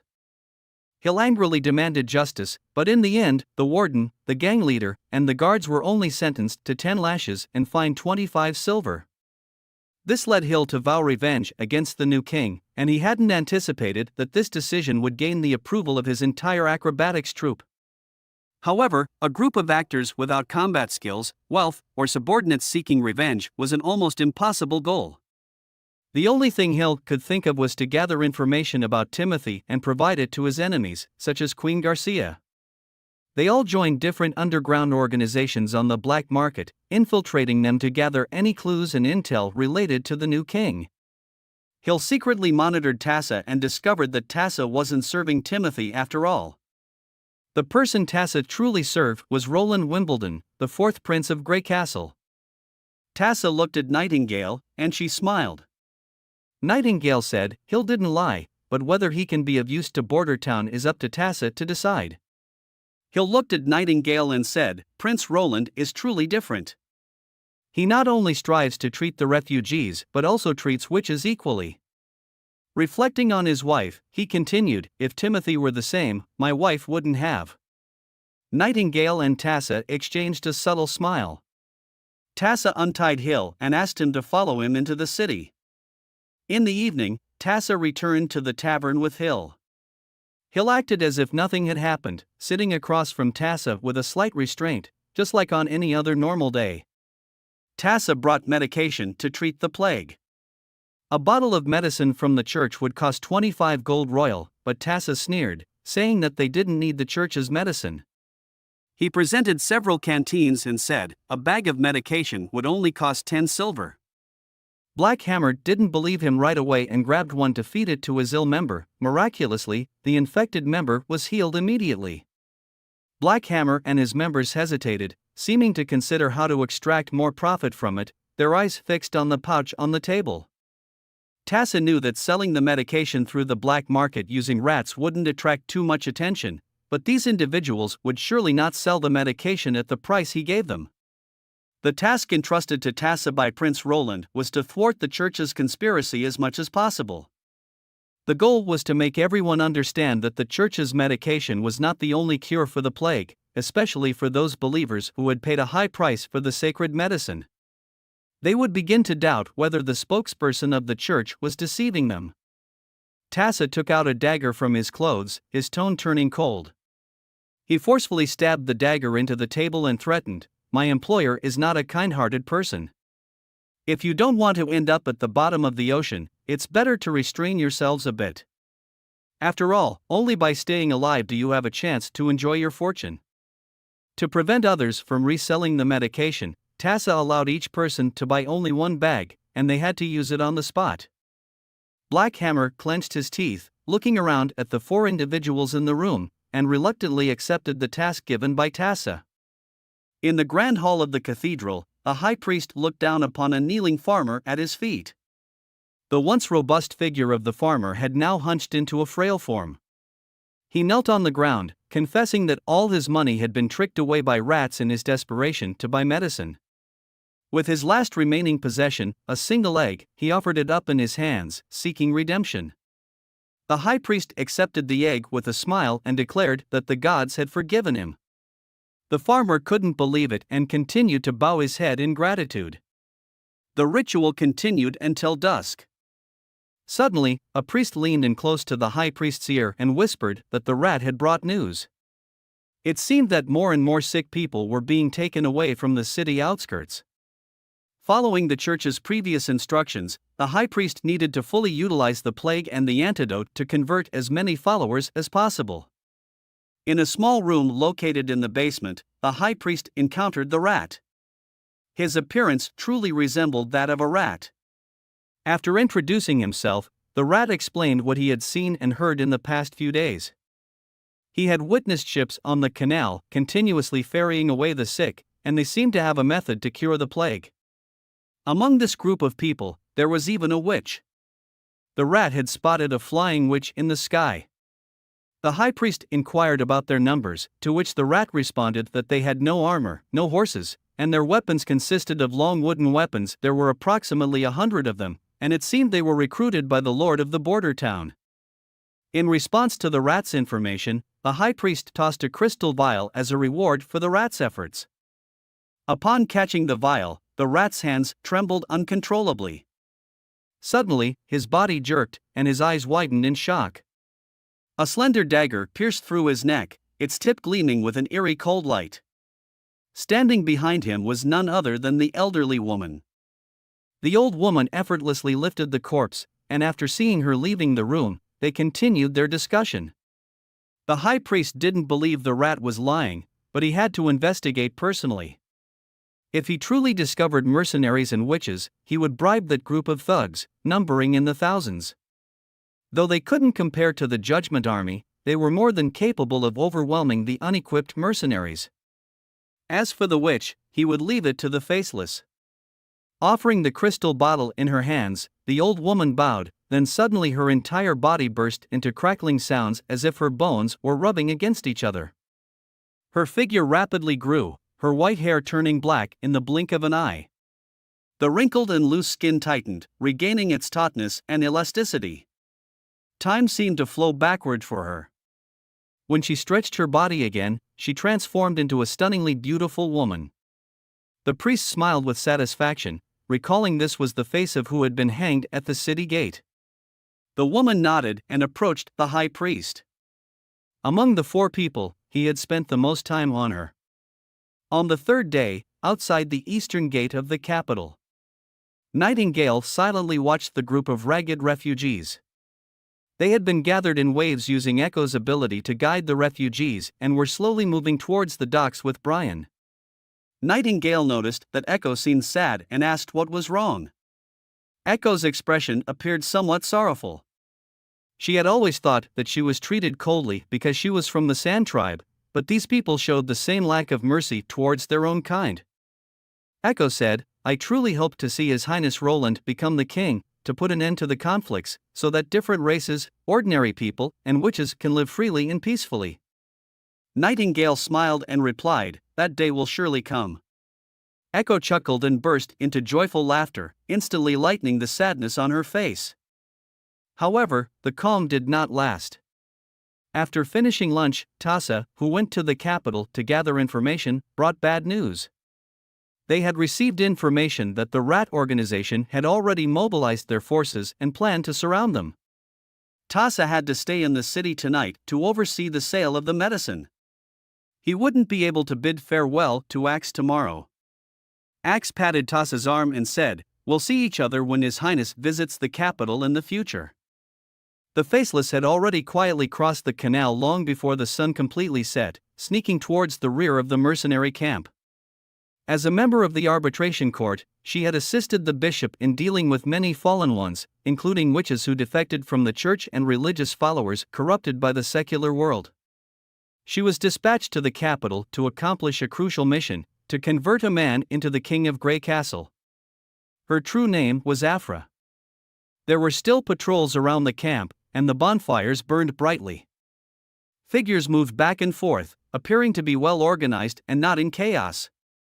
She drew a dagger from her waist and took advantage of a mercenary's diverted gaze. From a blind spot in his vision, she swiftly lunged behind him, covering his mouth with one hand and driving the dagger into his neck with the other. In the camp, lightning descended from the sky, signaling that Axe had led the rifle squad to counterattack. Everyone in the camp remained unworried about the rat organization, believing that the soldiers would repel them. The camp's security remained vigilant. Suddenly, a man walked into the clearing, then Afra felt a cold, hard object press against the back of her head. Afra felt a chill run through her entire body. How was this possible? She swallowed hard and lowered her voice. What kind of joke is this? I am Vort, you know. But instead of a response, a cold smirk echoed behind her. Nightingale, able to see the magical energy within him, knew he was not the real Vort. Afra's heart sank to the depths. This was her last chance. Realizing that her expertise lay in assassination rather than direct combat, she seized the moment. She swiftly turned, elbowing Nightingale's arm and triggering a mechanism hidden in her sleeve. In an instant, a white powder sprayed out, aimed toward the back. Then Afra lunged towards the four witches near the bonfire with a dagger. Wendy bravely jumped to shield Lily. Nightingale hesitated no longer. She raised her hands, and her shimmering silver weapon burst into flames. Afra was suddenly pushed hard, losing her balance and falling backward onto the ground. After firing her shot, Nightingale remained in place, watching as the man struck in the chest and fell, his body contorting and shrinking until he transformed back into a woman with blue hair. In her final moments, Afra reminisced about the bishop, slowly closing her eyes. Nightingale suppressed the turmoil in her heart, holstered her gun, and ran back to Wendy's side. Wendy was unharmed, with only a small hole in the outer layer of her protective suit, while the soft inner layer remained intact. Lily burst into tears, and Wendy gently stroked her head.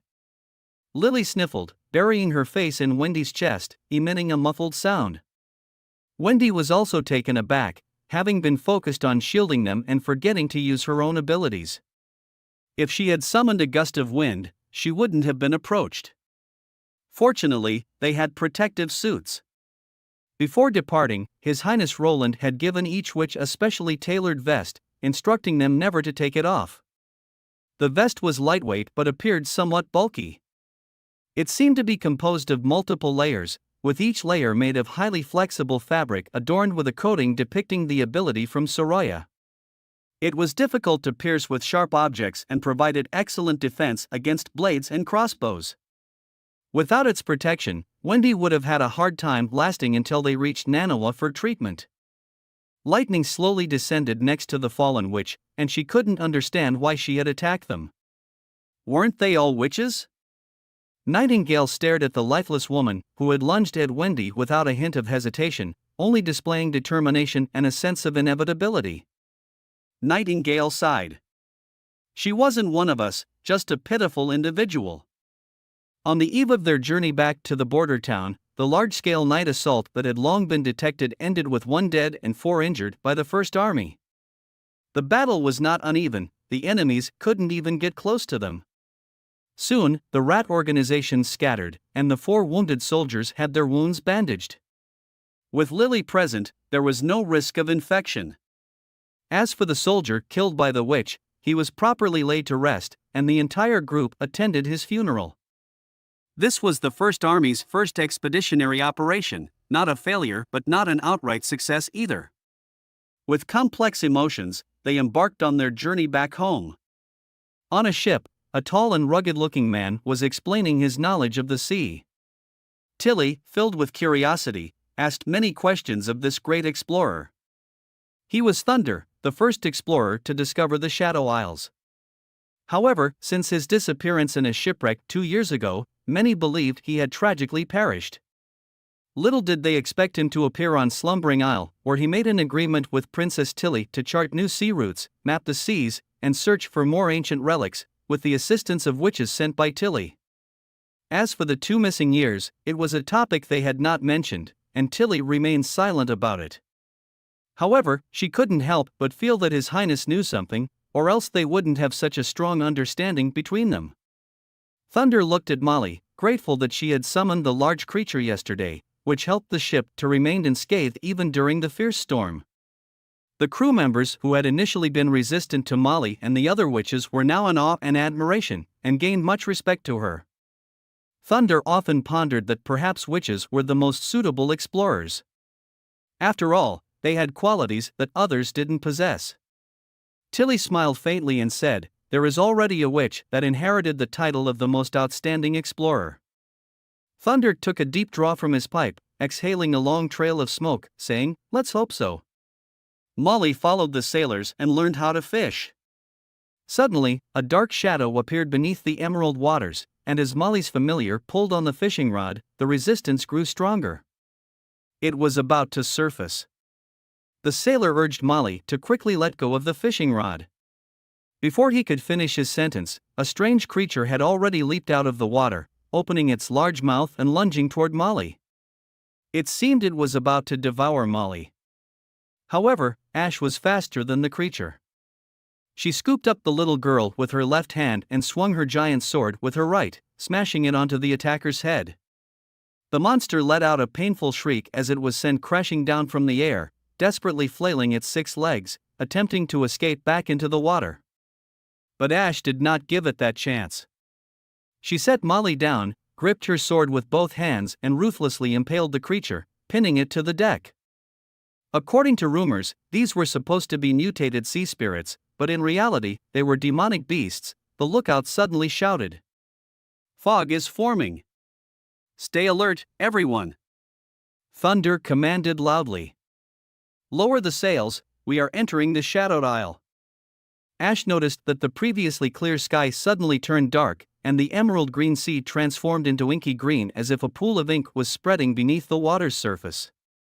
Before long, the ship was enveloped in thick mist, and Ash stood at the stern unable to see the figures at the bow. With the assistance of the witches, they could anticipate danger in advance.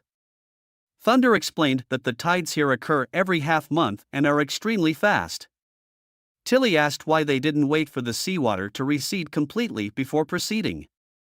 Thunder explained that they couldn't wait because once the tide receded, they wouldn't be able to see the ghostly Crimson River anymore. Soon, they witnessed several red figures appearing in the dark green waters. They flickered past like phantoms.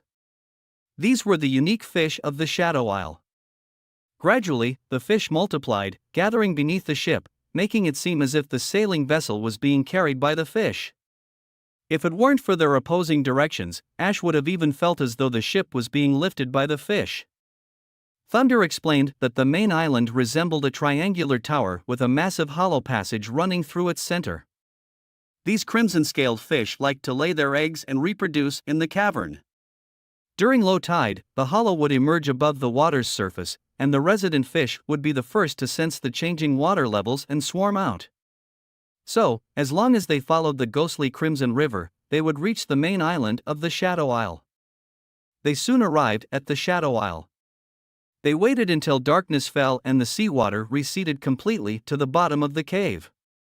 Seizing the opportunity, Thunder commanded the sailors to anchor the ship and secure it to the copper stakes at the entrance of the cave with sturdy hemp ropes. Pointing towards the ancient ruins above, the upcoming journey could only be described as unimaginable. The witches followed Thunder and his companions, entering through a stone door at the bottom of the colossal abyss. They ascended the winding stone steps, where water trickled and murmured. Despite holding torches, the flickering flames seemed feeble and insignificant compared to the seemingly endless staircase. Progressing through the abyss-like darkness, Tilly tightly clutched Ash's arm, displaying a vulnerability that was absent from her usual confident demeanor as the fifth princess, who faced difficulties with unwavering confidence. Her greatest weakness was fear of the dark. As they reached the deepest part of the cave, they arrived at a massive door, not made out of stone, but towering metal door. Ash, wielding her sword with one hand, took the lead and entered the room. After surveying the surroundings to confirm there was no danger, she allowed Tilly and everyone else to step inside. As torches were hung on the walls, a spacious hall unfolded before them. Despite its size, it appeared empty and bare, with only a few tables and chairs. The scattered magic stones they had been searching for were nowhere to be found. Suddenly, Tilly seemed to notice something.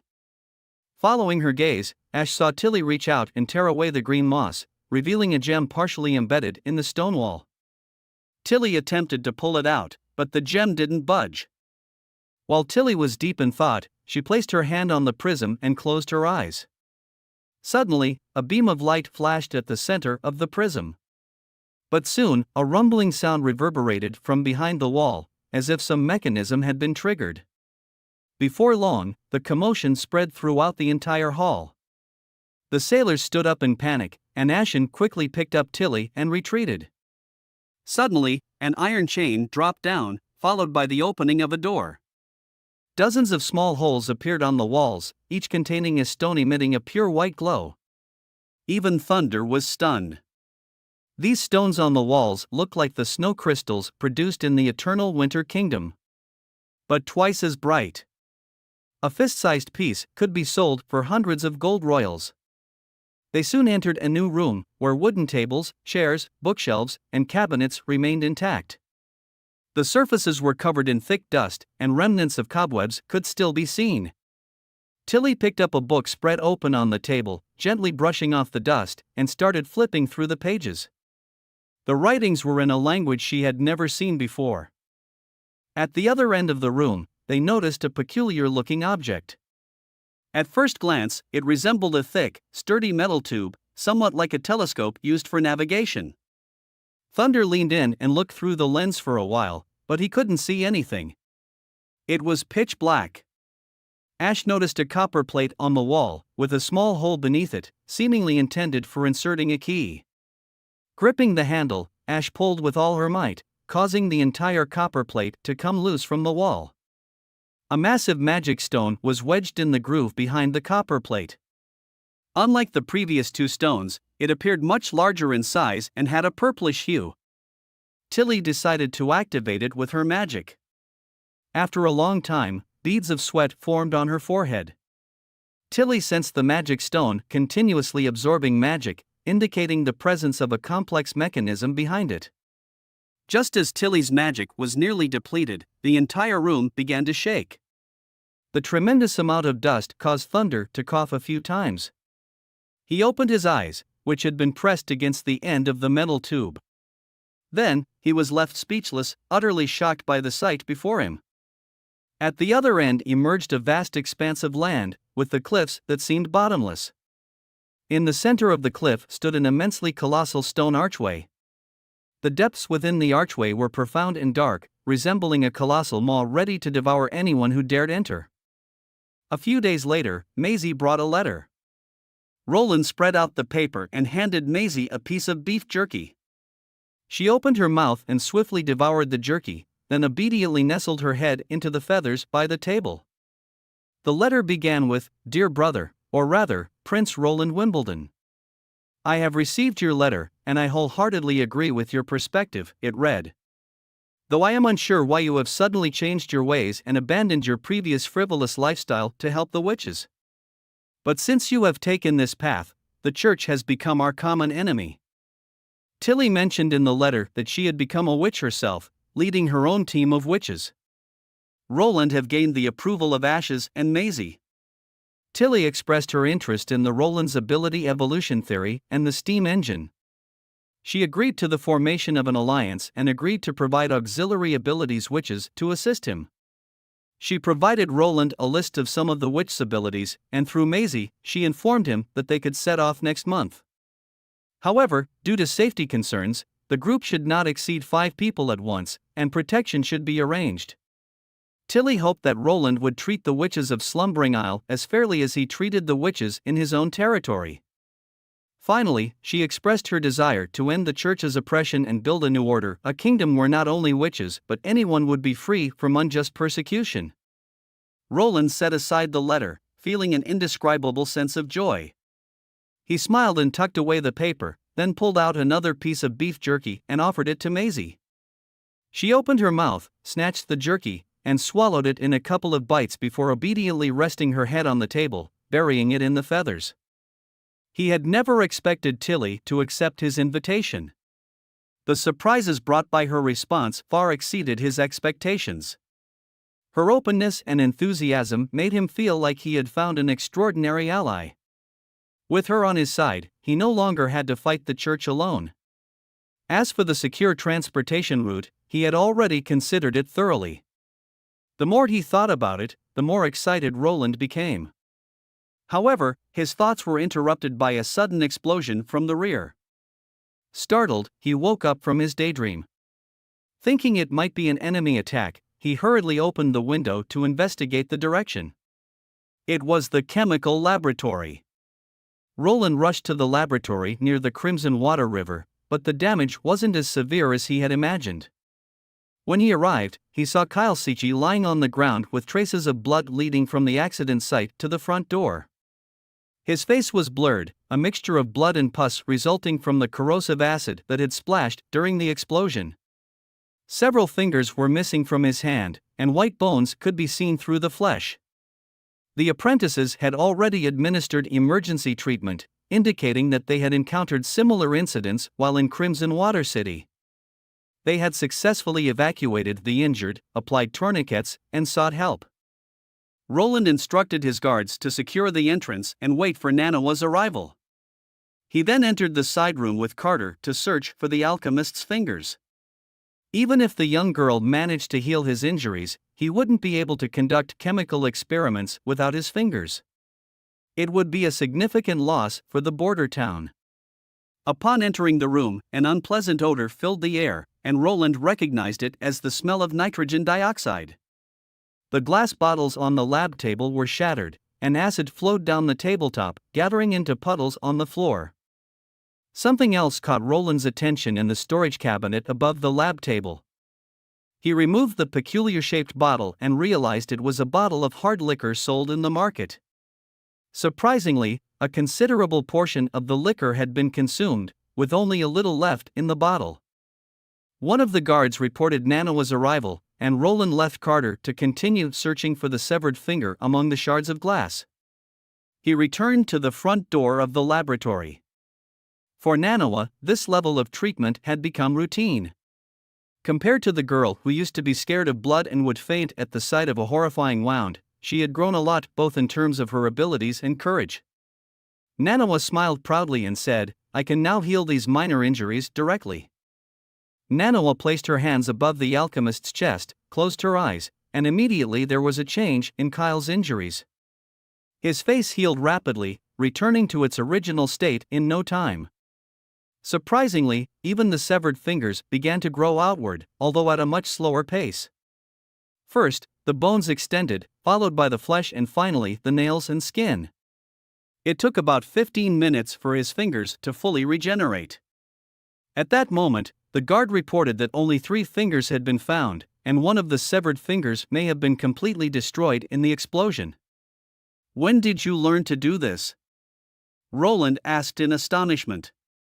Nanawa smiled and replied, "About a week ago, she had been training with chickens. She found that it didn't require severed limbs to grow back. As long as she infused enough magic power, it could gradually regenerate." Nanawa recalled what Roland said, that every part of the human body is composed of cells, so if there is a loss of cells at the severed area, magical power should be able to compensate for it. So she thought, why not try to repair the entire limb? And that's what she attempted. Her magical power is still too limited, so if it were a hand or a lower leg, she would be unable to accomplish it. Kyle slowly opened his eyes, as if forgetting what he had just experienced. Suddenly, he jumped up with excitement and exclaimed, "I've done it! Mercury fulminate!"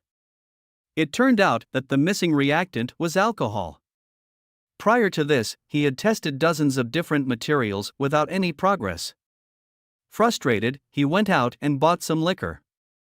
Then it dawned on him that he had learned in basic chemistry that alcohol was an organic solvent and a necessary ingredient for certain reactions.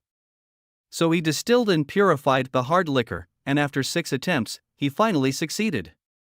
As he filtered out the precipitate in the test tube, there was a sudden explosion.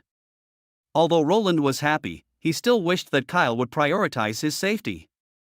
He pointed at Nanawa and said, if it weren't for Nanawa witch abilities to heal him, Cammo might have been. Before Roland could finish his sentence, Kyle interjected, "Good heavens!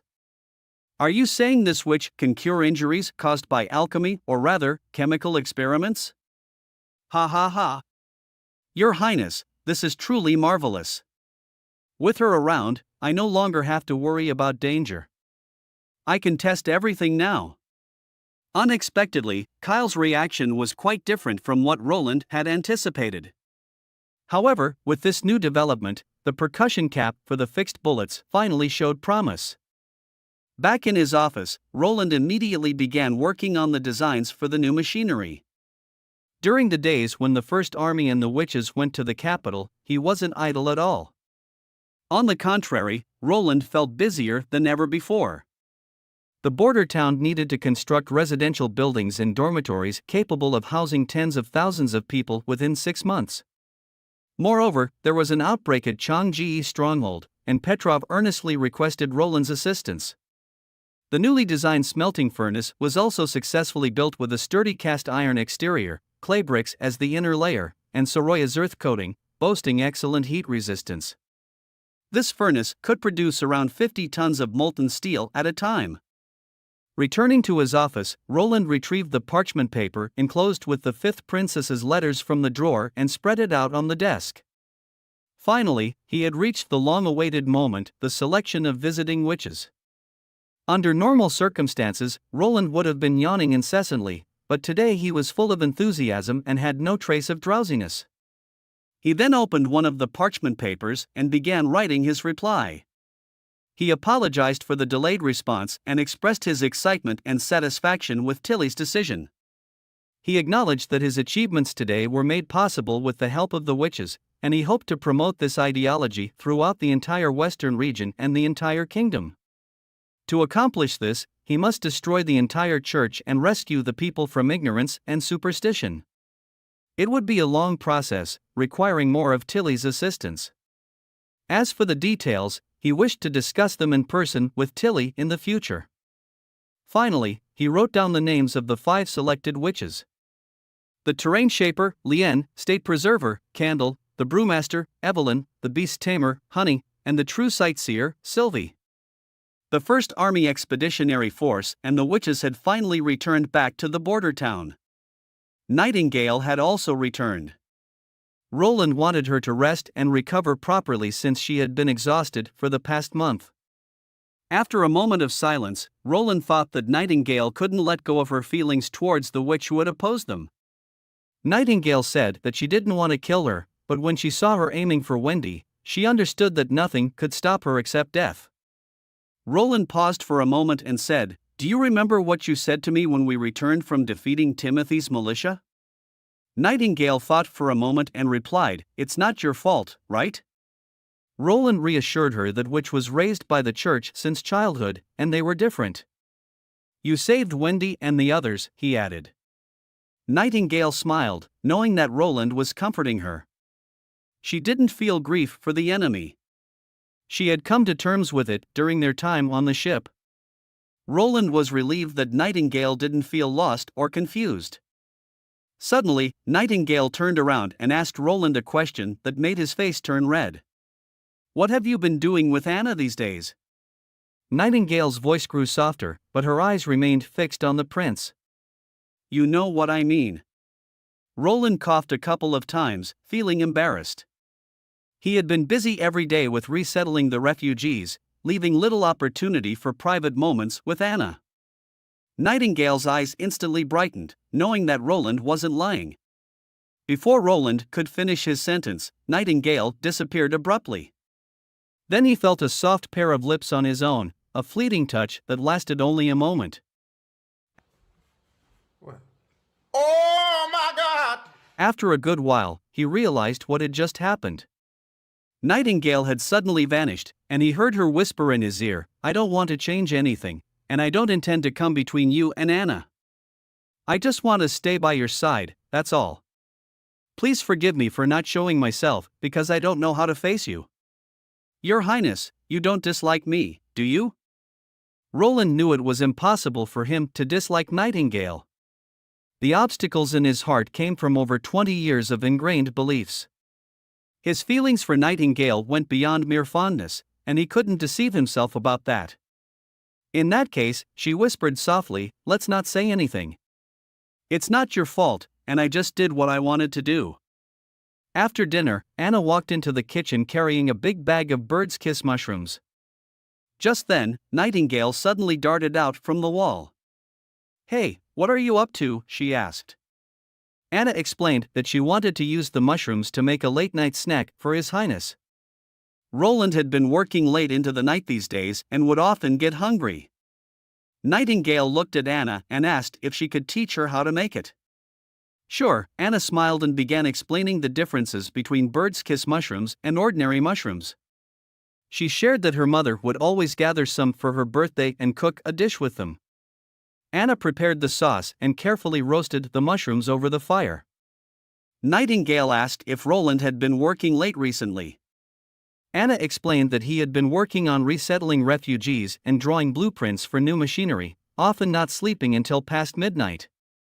You've missed His Highness a lot, haven't you? Anna asked. Nightingale's hand trembled slightly, causing a mushroom to fall into the butter. Well, I guess so, she stuttered. Not just you, but Lightning, Lily, Echo, and Wendy also miss His Highness. They say there's not even a place to take a bath there, and they've been wanting to come back for a while. Anna suddenly noticed a strange expression on Nightingale's face. What's wrong? She asked. Nightingale scratched her head and admitted that she did miss him quite a bit. While chatting, Nightingale accidentally burnt a mushroom, and they made a few more attempts.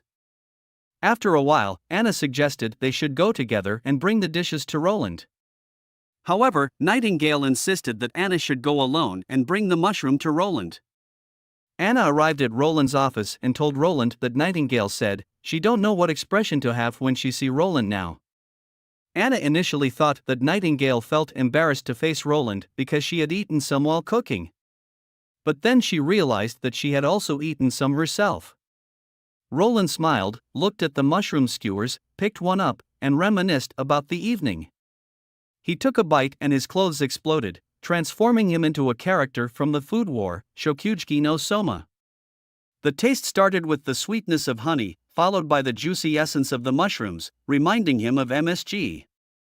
He took another skewer, but this one seemed a bit too salty. Looking at the plate of mushrooms, Roland feels the mushroom looked clumsy yet adorable. In his past life as a mechanical dog, he was focused on studying and learning, rarely interacting with the any female. Even after graduating and finding a job at a design institute, the situation didn't change much, and he didn't understand how to respond to their affections. Roland lets out a soft sigh. There is still a long way to go before completely overthrowing the church, and he can take his time to consider what to do next. For now, he decides to concentrate on completing the tasks at hand. The next morning, when Roland stepped onto the wooden platform set up in the square, the surroundings were already crowded with people. The border town has undergone a tremendous transformation from its previous desolate and impoverished appearance. The sparse old houses in the town have all been demolished and replaced by construction sites and uniform brick buildings. Standing on the wooden platform, Roland's voice was amplified by echo, making it clear to everyone. He began his speech. In the past 6 months, we have overcome the demonic beasts, defeated the Duke, and transformed the town. Many people have contributed a lot to this transformation, including a few outstanding individuals who were once ordinary people, just like all of you. Roland looked around and continued loudly, but now, they will receive generous rewards.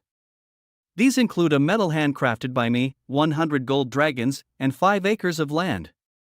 This ceremony will be held once a year, regardless of birth or wealth. As long as you achieve outstanding merits, you will receive this highest honor. As Roland's words fell, the crowd erupted with tremendous fever, shouting, "Long live His Highness!" After the crowd quieted down, the heroes began to step onto the wooden platform. The first person to approach the stage was Axe, who was previously just an ordinary hunter. Throughout the wars that have erupted in the border town, he always charged at the front line. Axe appeared excited yet nervous. Roland personally placed the medal on him, and Axe's voice trembled slightly as he tried to restrain his emotions. The second person was Kyle Sichi, an alchemist from the alchemy workshop in the central part of the kingdom. Kyle made significant contributions to the development and improvement of weapons. Roland also said that the laboratory is currently recruiting apprentice alchemists. Those who pass the selection will receive generous rewards and have the opportunity to become masters like Kyle. Kyle himself appeared impatient, and he took the medal with an irritated tone, saying, "Is this why you called me here? What a waste of time. I'd rather conduct a few more experiments." Roland patted his shoulder and said, "Once the laboratory expands twice its size, I plan to write intermediate chemistry and entrust it to you for teaching." Kyle's attitude instantly changed, and he kept bowing in gratitude. Next, before Roland could even introduce her, the square erupted with thunderous cheers. "Miss Manhwa! Miss Manhwa is here!" "Miss Manhwa, thank you for curing my husband," someone exclaimed, addressing her as the angel. "Miss Manhwa, she's looking at me." "No, she's looking at me." In the midst of the celebration, two individuals in the crowd playfully argued about catching Nanawa's attention. Nanawa couldn't help but cover her mouth, her eyes becoming moist. Roland believed that other witches present shared the same feelings as her. They had finally shed the oppressive label of evil imposed upon them by the church and could now walk under the sun as ordinary people. Roland smiled and gently patted her head, saying, "No need to be afraid, just respond to everyone's enthusiasm. Remember, you are now a representative of the witch union." She sniffed and wiped away the tears that were about to fall, bowing gracefully and saying, "Thank you, everyone." The ceremony lasted until noon, and Roland, who played the roles of presenter, commentator, and host, was exhausted by the end. Fortunately, the ceremony concluded successfully with the tolling of the noon bell and the sound of cannon salutes. Sweating profusely, Roland returned to the castle, and as he reached the third floor, he saw Anna standing by the office door with a smile on her face. She blinked her beautiful azure eyes and led Roland into a room. Roland pushed open the door in a daze and stood frozen in place. In front of him stood 12 witches, arranged neatly in 2 rows. At the forefront were Scroll and Wendy. Upon seeing the prince, everyone lifted the corners of their dresses, bent their knees, and bowed in reverence. "Thank you, Prince Roland," they all said in unison. Nice.